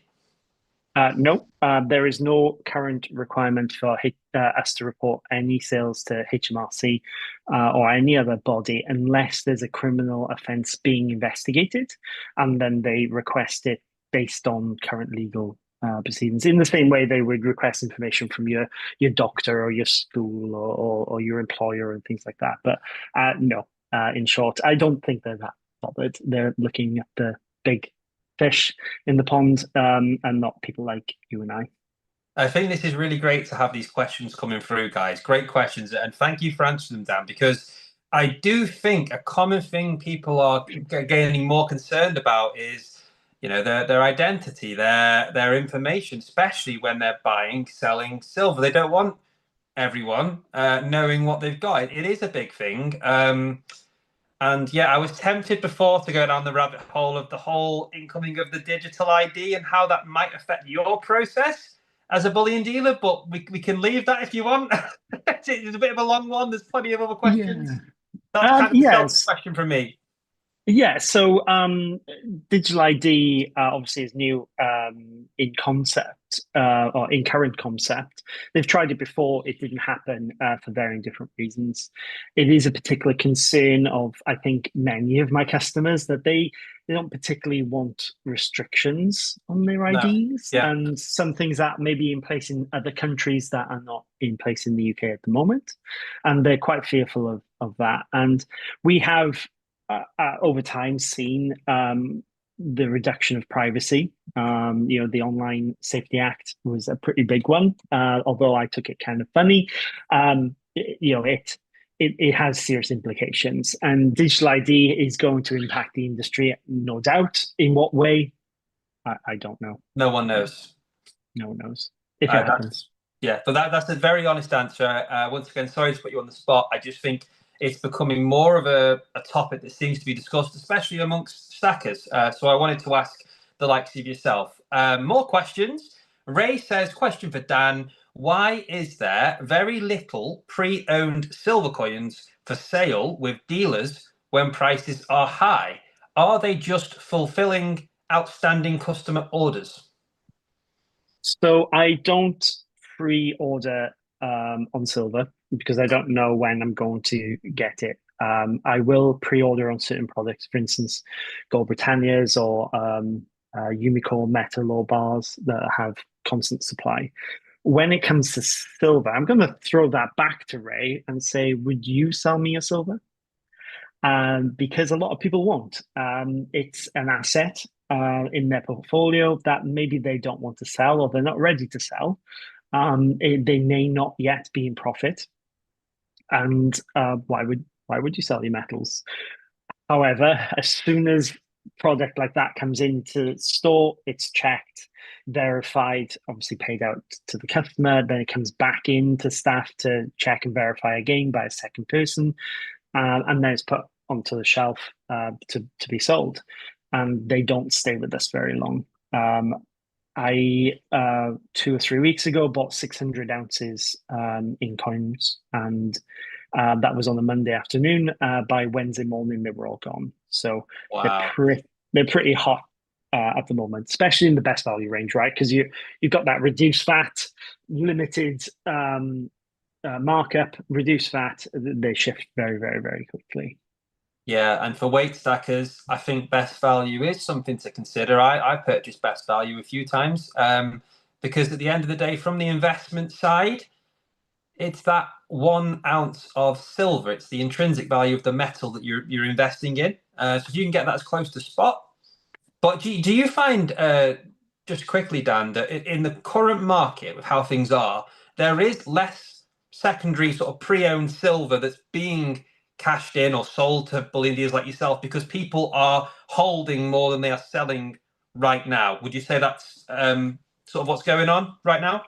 Absolutely. I think the ratio in the UK is 7 to 1. So for every 7 people buying, one person is selling. Wow, So it's very much a supply-based industry at the moment. If that continues, I don't know. I think so. I think it maybe would increase. I think it may become 10 to 1 or maybe 12 to 1. But certainly that'll be over time. But again, lines of resistance. Would you sell your silver? Would you sell your gold? Probably not at the moment, right? Not at the I only moment. started in April. I've got years to go. Yeah, no Yeah, chance. yes, and that's what we see. We see a cycle of older stackers, not in age, but in age of stack. Maybe they're starting to replace their stack with new things, or they're using their stack to change to a different metal, or buy different products and take a different route. There we go. Right, there's a few questions here. I don't want to miss this one. I'm just going to read it. So this is from Sober Stacker.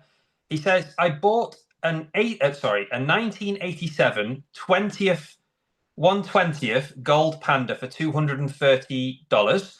It has BU written on the protector.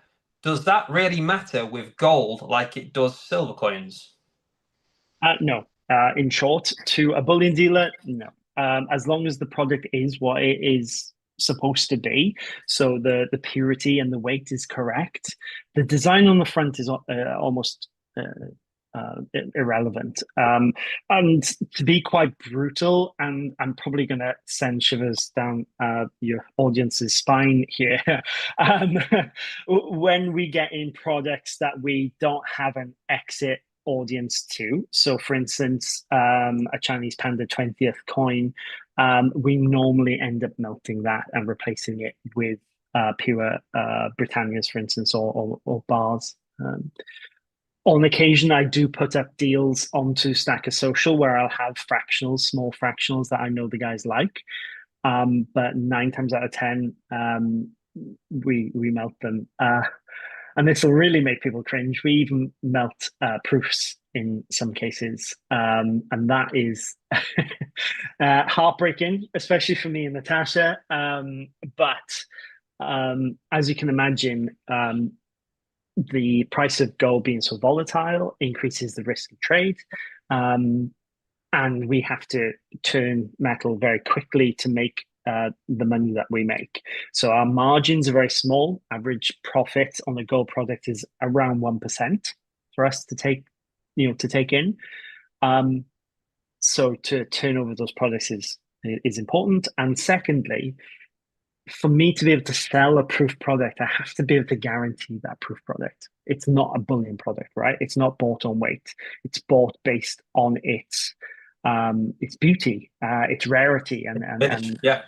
yeah, and its finish. I can't guarantee that finish long term, especially with raw mint products because of the quality issues they've had straight from the factory. And then someone's had it in between. Maybe multiple people have had it in between. And it's not to say that the product isn't genuine or isn't correct. I can't guarantee it has been handled. I can't guarantee it's been kept in a way that I would expect a proof to be kept. And I can't sell a product that I'm not happy selling to the end user. So when we buy in proof sovereigns, for example, we sell them out as best value. So on occasion, and we've done this quite often, on occasion you'll order a BU sovereign from us, a bullion uncirculated sovereign from us, or maybe a circulated historic coin, and you're actually getting a proof. So Wow. that can happen quite often with us.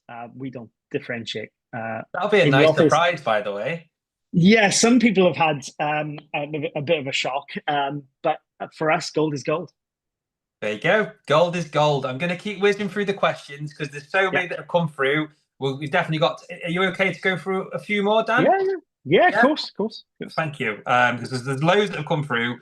James Blessed says, question for Dan. As a new stacker, I aim to get 1 ounce of gold per year.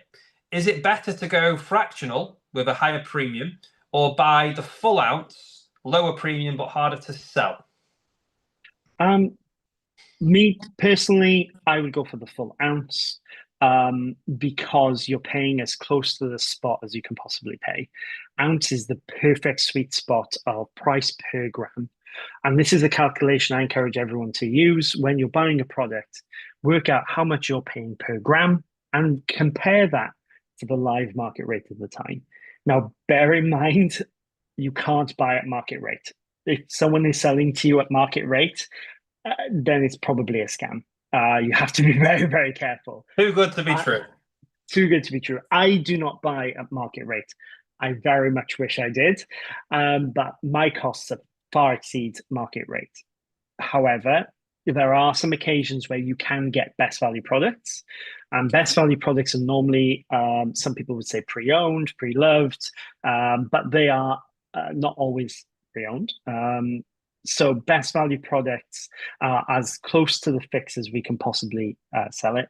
So we sell best value Britannias at around 3.5% to fix, which is substantially closer to fix than, let's say, a half or a quarter or a tenth. So you're getting more gold for your money at an ounce. This variation is pounds per gram up to an ounce. Then it's very much the same from ounce, 50, and 100. And then from 100 on, the difference is pennies per gram. So it's not really worth going over 100 unless you're a significant investor. And that tradability aspect, I think ounce is still a key player in the market. And it's certainly something that bullion dealers would buy from you. So you've always got that exit route. There you go.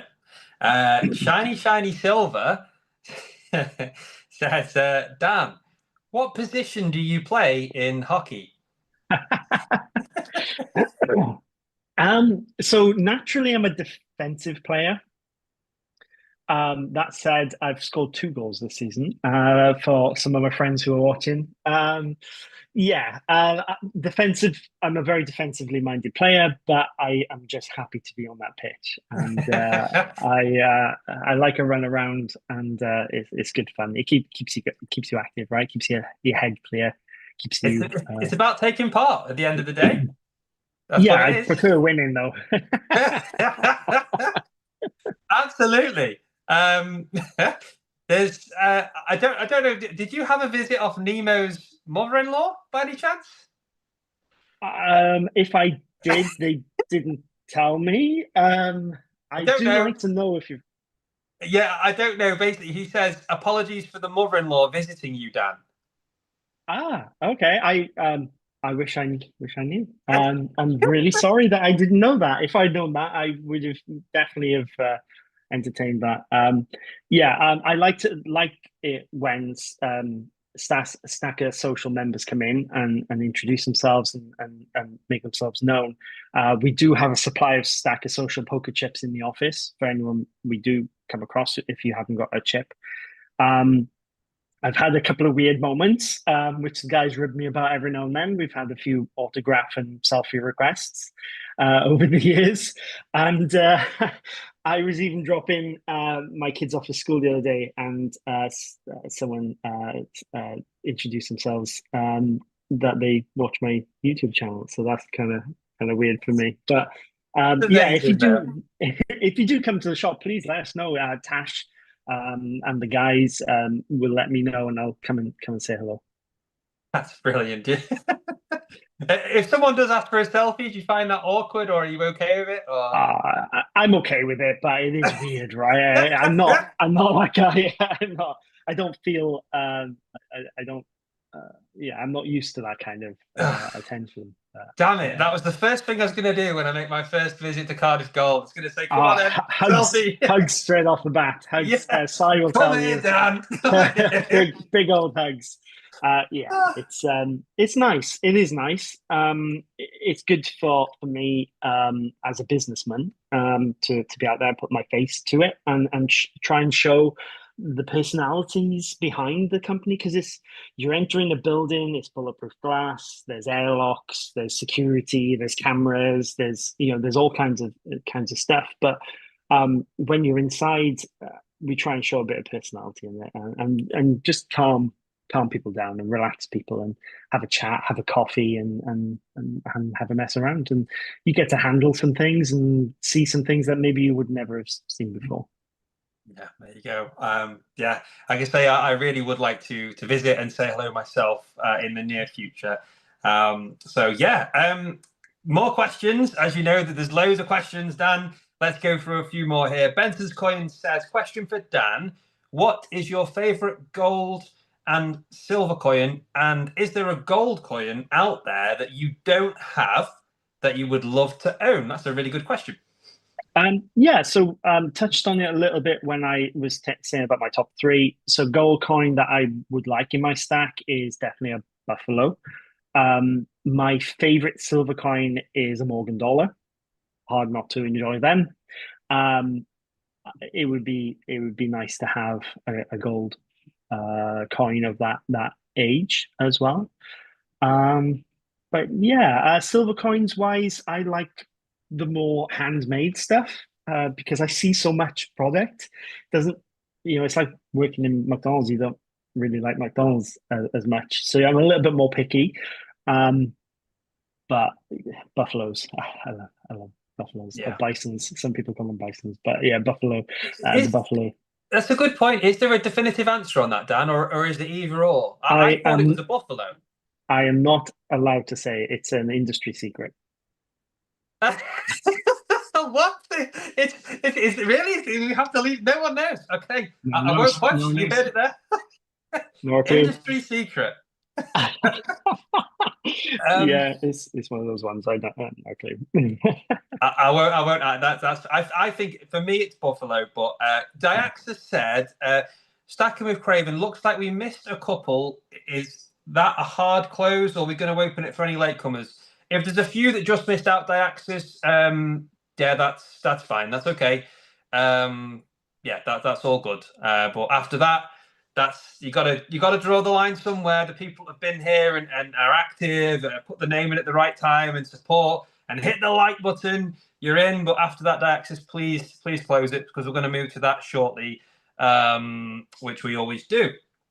Baron Vampsky says, question, as some seem to have noticed with the price of silver going up, the collectibles seem to not go up the same percentage as bullion type coins. What do you think about that? So yeah, it's touching on a little bit about what we were discussing earlier. Are you a stacker or are you a collector? And if you are collecting, then you're in a different space. You're in a different market. You're buying very different things at very different prices. And collectibles don't move in that way. They're not directly connected to the precious metal market. And you see that particularly with things like TNS coins, Lithuania Mint, although they're made of pure metal, um, they are not they're not priced the same way. Um, gold coins, for instance, are priced very competitively to that live market rate and move with that live market rate. They're hedged, so they're bought and sold in a very different way to collectibles. When it comes to collectibles, we buy them at a fixed price, we sell them at a fixed price, and there's very little room for margin there. That is very much a demand related issue. So you have to have something that someone else wants. There you go. Apologies to a few people. My chat just jumped quite a bit, so it's up to date, but I may have missed some questions. So if I have missed your questions, there is loads. Thank you for all sending them in. I'm loving asking these, and Dan, it's so great to hear your answers. We're currently just gone past 8:45. I normally do the giveaway, then look to wrap up around 9. Is that okay? Maybe 10 minutes more of questions, and then guys, we'll move to that wheel. We'll bring the producer in, and we'll find the lucky winner. So I'll carry on from where I am, and there's some great questions here. So Robot Toaster says, question for Dan.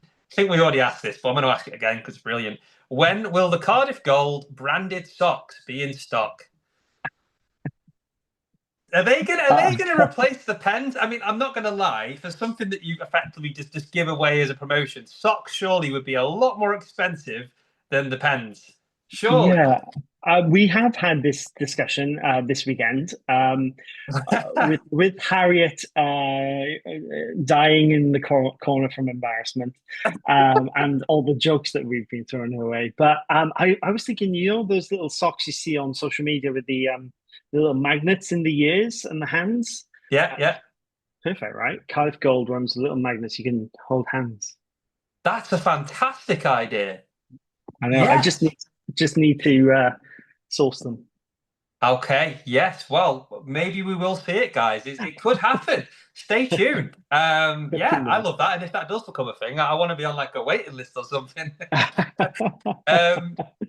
Right. What's a serious question here? Dan, how many percent under spot do you give when buying non-capital gains tax gold bullion coins? So the percentage under spot or fix that we give varies quite often, and it varies largely on demand and our stock levels. When it comes to gold, at the moment, and for quite a bit of the past as well, it doesn't matter the product, right? So I'll buy in as much as I possibly can buy in. And that percentage at the moment is 3.5%. It's been as high as fix. So I've offered as high as fix at some points, and it's been as low as 90%. When it comes to silver, it very much varies on demand. Silver 1 ounce coins, I'm paying, I think I'm on 97 or 98% of fix, and then the rest of the products are around 91, 92%. And again, that varies week on week, time on time. What I will say when it comes to the bullion market of the last 2 years, the fix that you're locking in at on a weekend can vary during the weekdays. So just bear that in mind when you're buying and selling. Yeah, there you go. Question for Dan from Joker's Wild. Have you ever made a costly mistake in business? For example, posted out a good coin, or I think that means gold coin, to a customer instead of a silver coin, Great guess, by the way, to you is what he says as well. Absolutely, guys. Yeah. Yes, yes, it happens. In this industry, mistakes are very expensive. No matter what, good or bad. It's good or bad to the other person, right? So Yeah. if I've sent a gold coin to someone, they're happy, especially if they've ordered maybe a copper bar and they've got a gold coin. I'm obviously going to be very unhappy. Mistakes do happen. We try and rectify them in the best possible way. Like I said about customer service, we want you to keep coming back to us and not to our competitors, especially in quite a competitive industry. So, yes, quite a few times it happens quite often, and we try and solve that as best we can. Sometimes there's no solution to it. So, for instance, we get quite a lot of queries about deliveries, late deliveries, deliveries being left out, out on porches and things. And you have to bear in mind that you know what that parcel is, I know what that parcel is, but the postman doesn't, right? So there's a base of understanding that you have to have. And we try and communicate as best we can. What we do get quite a lot in this industry is fraud against us. Last weekend, for example, we had a little bit of an attack on our website, and that happens quite often where someone is trying to mess around with the system, try and create a fault in order to do that. So the guys hands-on look at every single order, look at every single person, and just make sure that we're doing things correctly. And there are some frustrations. For instance, we can only post gold direct to the billing address. So you can't ship to another address, which can be frustrating for some, especially for us. And payment methods as well. Payment methods are very restrictive in this industry. So yes, mistakes happen a lot, but that's life, right? That's life. That's life. And something that I say, it's a bit different in your case. We're a business and coins worth thousands of pounds, but try not to always see them as mistakes, more learning curves, right? So when these things happen, it's like, right, how are we going to prevent this happening again? But yeah, and just on that, if I know you said in some situations you can't come to a solution, do you honor that as like you've made the mistake somewhere on your end, the wrong coin's been sent out? Do you say, right, they can keep that? Do you ask them to send it back and you'll replace it with the correct product? What's the ideal solution? A straight swap? So in almost every case that we deal with like that, it's very much down to the customer at the end of the day, and what we think or that particular order is like. If, for instance, it's more expensive to get that product back than the product cost us initially, then we would we just leave that product with the customer. If, however, for instance, a gold coin has gone out in replace of a silver, which I don't think has ever happened with us particularly in that instance, then we would need to recover that product. And there's an element of legality around that we would have to recover, as you can imagine. So yeah, we try and be fair and honest and open and accommodating in everything that we do, but we also have to be law abiding and it has to be fair for us, right? It has to be fair. Yeah, absolutely. I did see a lovely comment, by the way, and this is from Richard Stanton, who says, on the back of this podcast, I've just bought a Cardiff Gold 1 kilo copper. Let's see what it's like. There you go. Yeah, Benson. Sorry, that was replying because some people are replying to each other.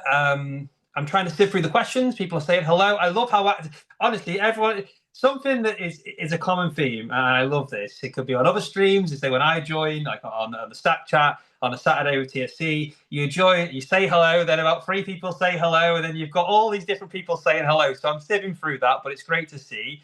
Are there any more questions? We've got 5 minutes left, guys, before we move to the giveaway. Are there any other questions? Let's have a look. Where are we? I think we last call for the okay. That was before. Calc says question for stacking with Craven. This one's for me. When are you going to hurry up and get to 1,000 subs so I can tip. I'll stop it. Do you know? I'll quickly say this. So, Dan, when I started in April, very quickly I set myself a goal, which at the time was seemingly unrealistic, and that was for fun, really, because I thought, oh, that's not going to happen, so I can kind of set anything. And I said, if I get to 1,000 subscribers from starting on April 1st by the end of the year, if I get there, I'll get a tattoo chosen by the subscribers. And then for most of the time, I thought, fine, I'm not going to get there. Had a bit of a surge recently. I think I'm on about 770, give or take. So it's still a lot to go, but could happen. And I guess I'll put that to you. If I was to hit that by the end of the year, this is a question from me to you. If you had the needle in your hand and I said, right, Dan, before we talk about silver and gold, design me a tattoo. What would you suggest as a design? Oh gosh. First off, very brave. Have you had a tattoo before? No, it'll be my first one. No. So same here. Never had a tattoo. I think you definitely have to have the Stacker Social logo. And I'm a big fan of the Pokemon card logo with the little belly. Yes, yes, The stack protector. It's yeah. There you go. Yes, the Stack Protector. So you'd have to have that tattooed somewhere, and probably somewhere that Mrs. Craven would be very angry with you for having it. That'll be no. just Somewhere for that giggles, she's right? happy with. She's watching. She's listening. Somewhere that she's happy with. You said right? Yeah. Right in the middle of your chest, Oh, I don't know, but yeah, we'll have to see. I won't repeat exactly what they are, but some of the suggestions, Dan, have been quite crazy. I'm sure you can imagine some of the memes and stuff. Yeah, people have some dark minds in this community. You wouldn't want to see me suffer like that, I'm sure. But anyway, enough about me. Thank you for that comment, Cal. I appreciate your support every single week and everyone else. Raphael says, Dan, what was the most expensive coin you've had in your hand? That's interesting. Okay. So I had a customer come in out of the blue, never met them before, and they had inherited a coin from their uncle, and they thought it may be precious. And they put it in my hand, and this happens, as you can imagine, multiple times a day. And what they put in my hand was an Alexander the Great coin. Yeah. So, Wow. yeah. Now, it's outside of my area of expertise, but for all intents and purposes, bearing in mind that it could have been a restrike. However, with the markings and the very, very little knowledge that I had, every hair on my body stood up on end, and sheer panic ensued because they put this bear coin into my dirty, grubby hands. So, yeah, I was pretty terrified. I never saw that gentleman again. I sent him to a coin expert for that area, and never saw him again. But that potentially, if it went to auction, could be potentially towards the millions of pounds worth of coins. Wow. On the flip side, the nicest example coin I've ever had was actually an 1817 sovereign, so the first ever sovereign made, and it was almost mint perfect, which is incredibly rare.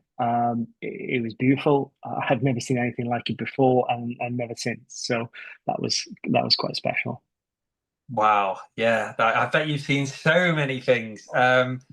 I'm quite blown away by that Alexander the Great coin. Wow. Yeah. I'd love to know if it did go to auction. I know you said you've not heard, but if it did, what did somebody pick that up for? That is crazy.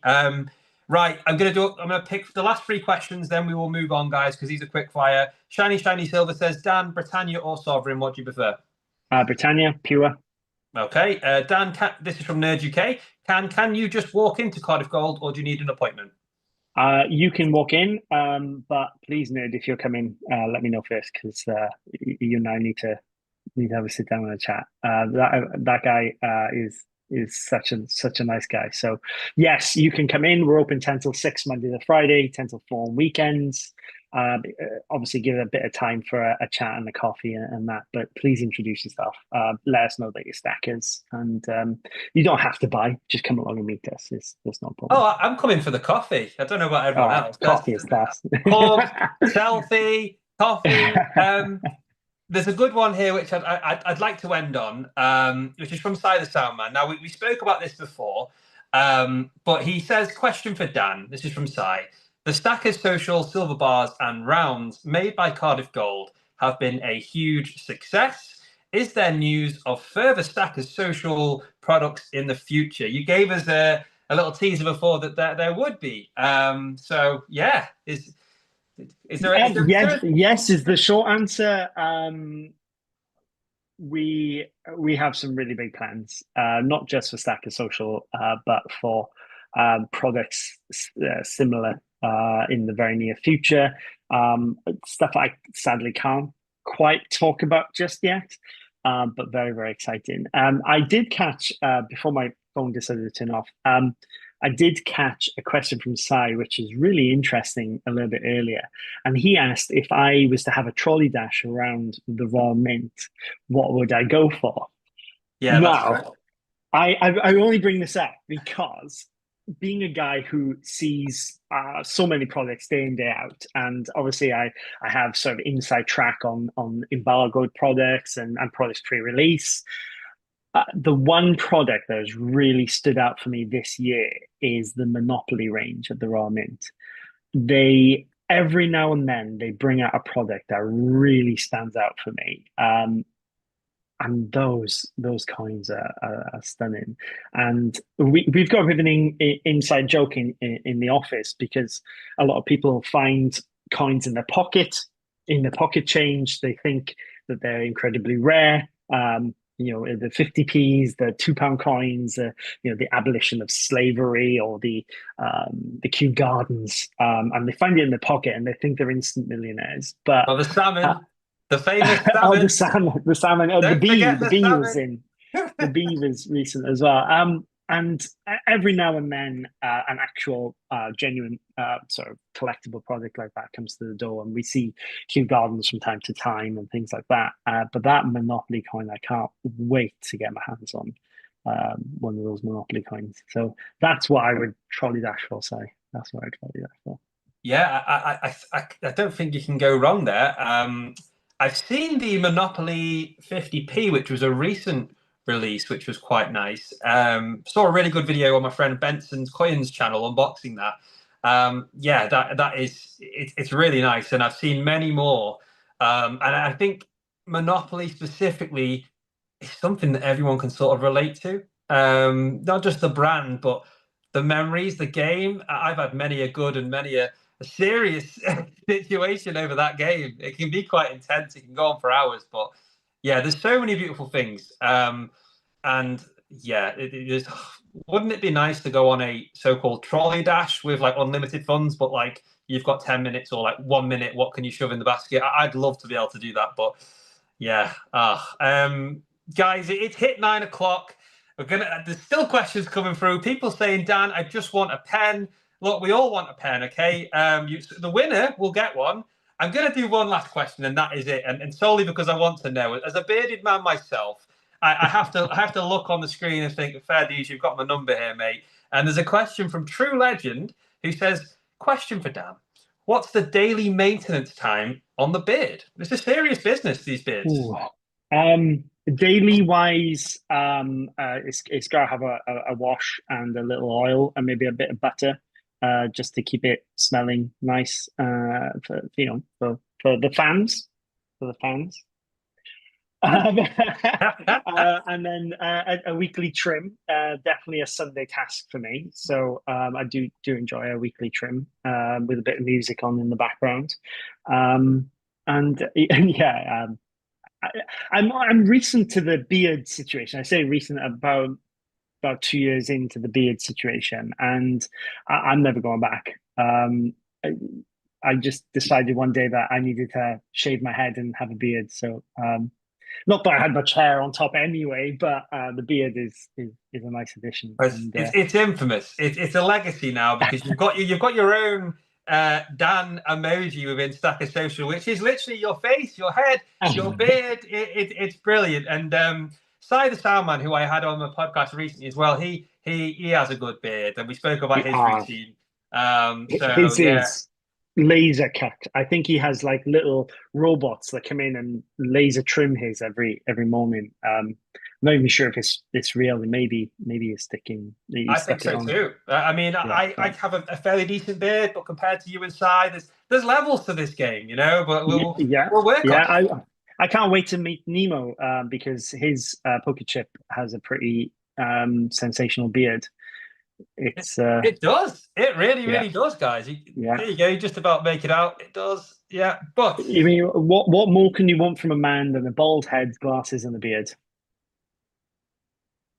I have no argument to that. I'm in silence. Speechless. So, guys, do you think it's time? I think Dan has answered enough of my questions, enough of your questions. I think it's time that we bring in the producer to spin Little John's Wheel of Wonder. All the guys that got in, congratulations. You have the chance to win a big bundle, which is 99% community-based. Thank you so much. And, of course, very generous. Thank you again, Dan, who has donated a 1 kilo copper Cardiff Gold bar. So you're going to get all of that, whoever wins. Diaxis, are you with us? Yes, mate. I'm always there, man. There we are, the voice of the producer. Listening in the shadows. As always, I know it can be a lot. There's a great turnout tonight. Thank you to everyone. There's 56 right now. Did you manage to get all of the names into a wheel? Yes, mate. Everyone that posted the comment, we got 39 on the wheel. Did you hear that, mate? Or? I didn't hear that. No, sorry. You lagged. We got 39 on the wheel. 39. Okay, very good. Well, at this point, I'm going to say the best of luck to all of you. Thank you, all of you that do come and support and watch this. I've had an absolute ball, to be honest. Dan, you fantastic guest, and honestly, it's been a pleasure that you've come on. So I want to say thank you to you for this evening. It's been an absolute pleasure. I've thoroughly enjoyed it. It's a nice change to my Sunday, that's for sure. But it's great to have a chat and be frank and open and hopefully encourage more people to stack. Yeah, that's a good message there. I think that is what it's all about. And this is the point where I say, Diaxis, do you want to take over with the wheel? And of course, our special guest always has a very important role within this. Do you want to take it from there, Diaxis? You know what I'm talking about. Yeah, can do, mate. How do you want to do the shuffles, mate? Should we let Dan pick, or do you want to put it to? Oh, mate, you know, you know what you've done with your camera earlier. Yeah. We've now got Dan on the wheel because I didn't swatch that. That's okay. All right, we'll leave it now. That's fine. That's okay. Dan, on the screen now, it will just be you and the wheel. So take it away. All right, how do we want to do shuffles, mate? Putting it to the chat. Yeah, the shuffles for the chat, if that's okay, and then Dan can give us the grand countdown, if that's okay. Yep. Right, number of shuffles, go. Put it in the chat. First one to come back. VB got 3. So there do you 3 go. Shuffles. Right then, Dan, if you want to count us down from 3, mate, and then I'll go. So 3, 2, 1, go. All right, and she's off. He physically spun the wheel, guys. Little John's Wheel of Wonder has been spun. It is at this point where he is getting particularly dizzy. One of you lucky guys is going to win a great prize. Thank you for tuning in, and the best of luck. And this is where I say, Diaxis, bring it home. Tell us your predictions, early predictions. Who's going to win? Predictions, mate. Still moving a bit too fast. I reckon you can call it. You've done it before. Right, if I was going to do it now, probably Baron. He's about halfway away from it, slowly coming round. Oh, any predictions, Dan? Is getting close. Oh, I die. It's getting close to 365 there. It's teasing, by the way. It looks like it's going really slow, but it'll keep moving. Baron. Could be Silver Sins. Don't think it's going to go to 7. Yeah, it is really slow now, guys. Could go to 7s. Yeah. Oh, it's Silver Sins. Silver Sins, mate. Congratulations, buddy. Well done. Silver Sins. Congratulations, my friend. You have won tonight's giveaway. Just drop me a message within Discord or send me an email, whichever's best for you, and we will arrange for that to be sent to you. And yeah, Dan, we'll speak how best to get the 1 kilo copper bar sent over as well. And thank you so much for chucking that in. That is amazing, mate. Oh, my pleasure. Yeah, it's nice. And a worthy winner, right? Silver Sins. Absolutely, yeah. Really, really happy with that. It's at that point now, guys, where we've had 2 hours of a good old chinwag. I've really enjoyed it. I hope all of you have enjoyed it. It's a Sunday evening, and hopefully you can take some good momentum, all of you, into next week. Dan, I'm going to start something again that I did when I started these podcasts, and I really quite liked it, and I haven't done it for a while. So I'm going to start that again with you. So before we end here, I confirm usually midweek who my guest is for the next podcast. And what I used to do is ask the guest, i.e. you, to leave a question for next week's guest. It doesn't have to be precious metal related. It can be anything you want. You can go as wild as you want. We've had what's the meaning of life. You can completely throw them under the bus. Do you have a question you'd like to leave for next week's guest? Yes, I just need to know who it is. Well, I'm afraid it's not yet confirmed. So it's kind of like you can't secretly put it into the chat. I can't. I really can't. It's because as I say, the guest is not yet confirmed. It could be, it could go either way. Yeah.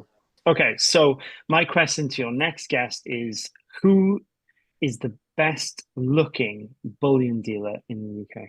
Oh, there's only one answer. If they say anything else, it's that'll be the end of the podcast there. Okay, maybe something more serious.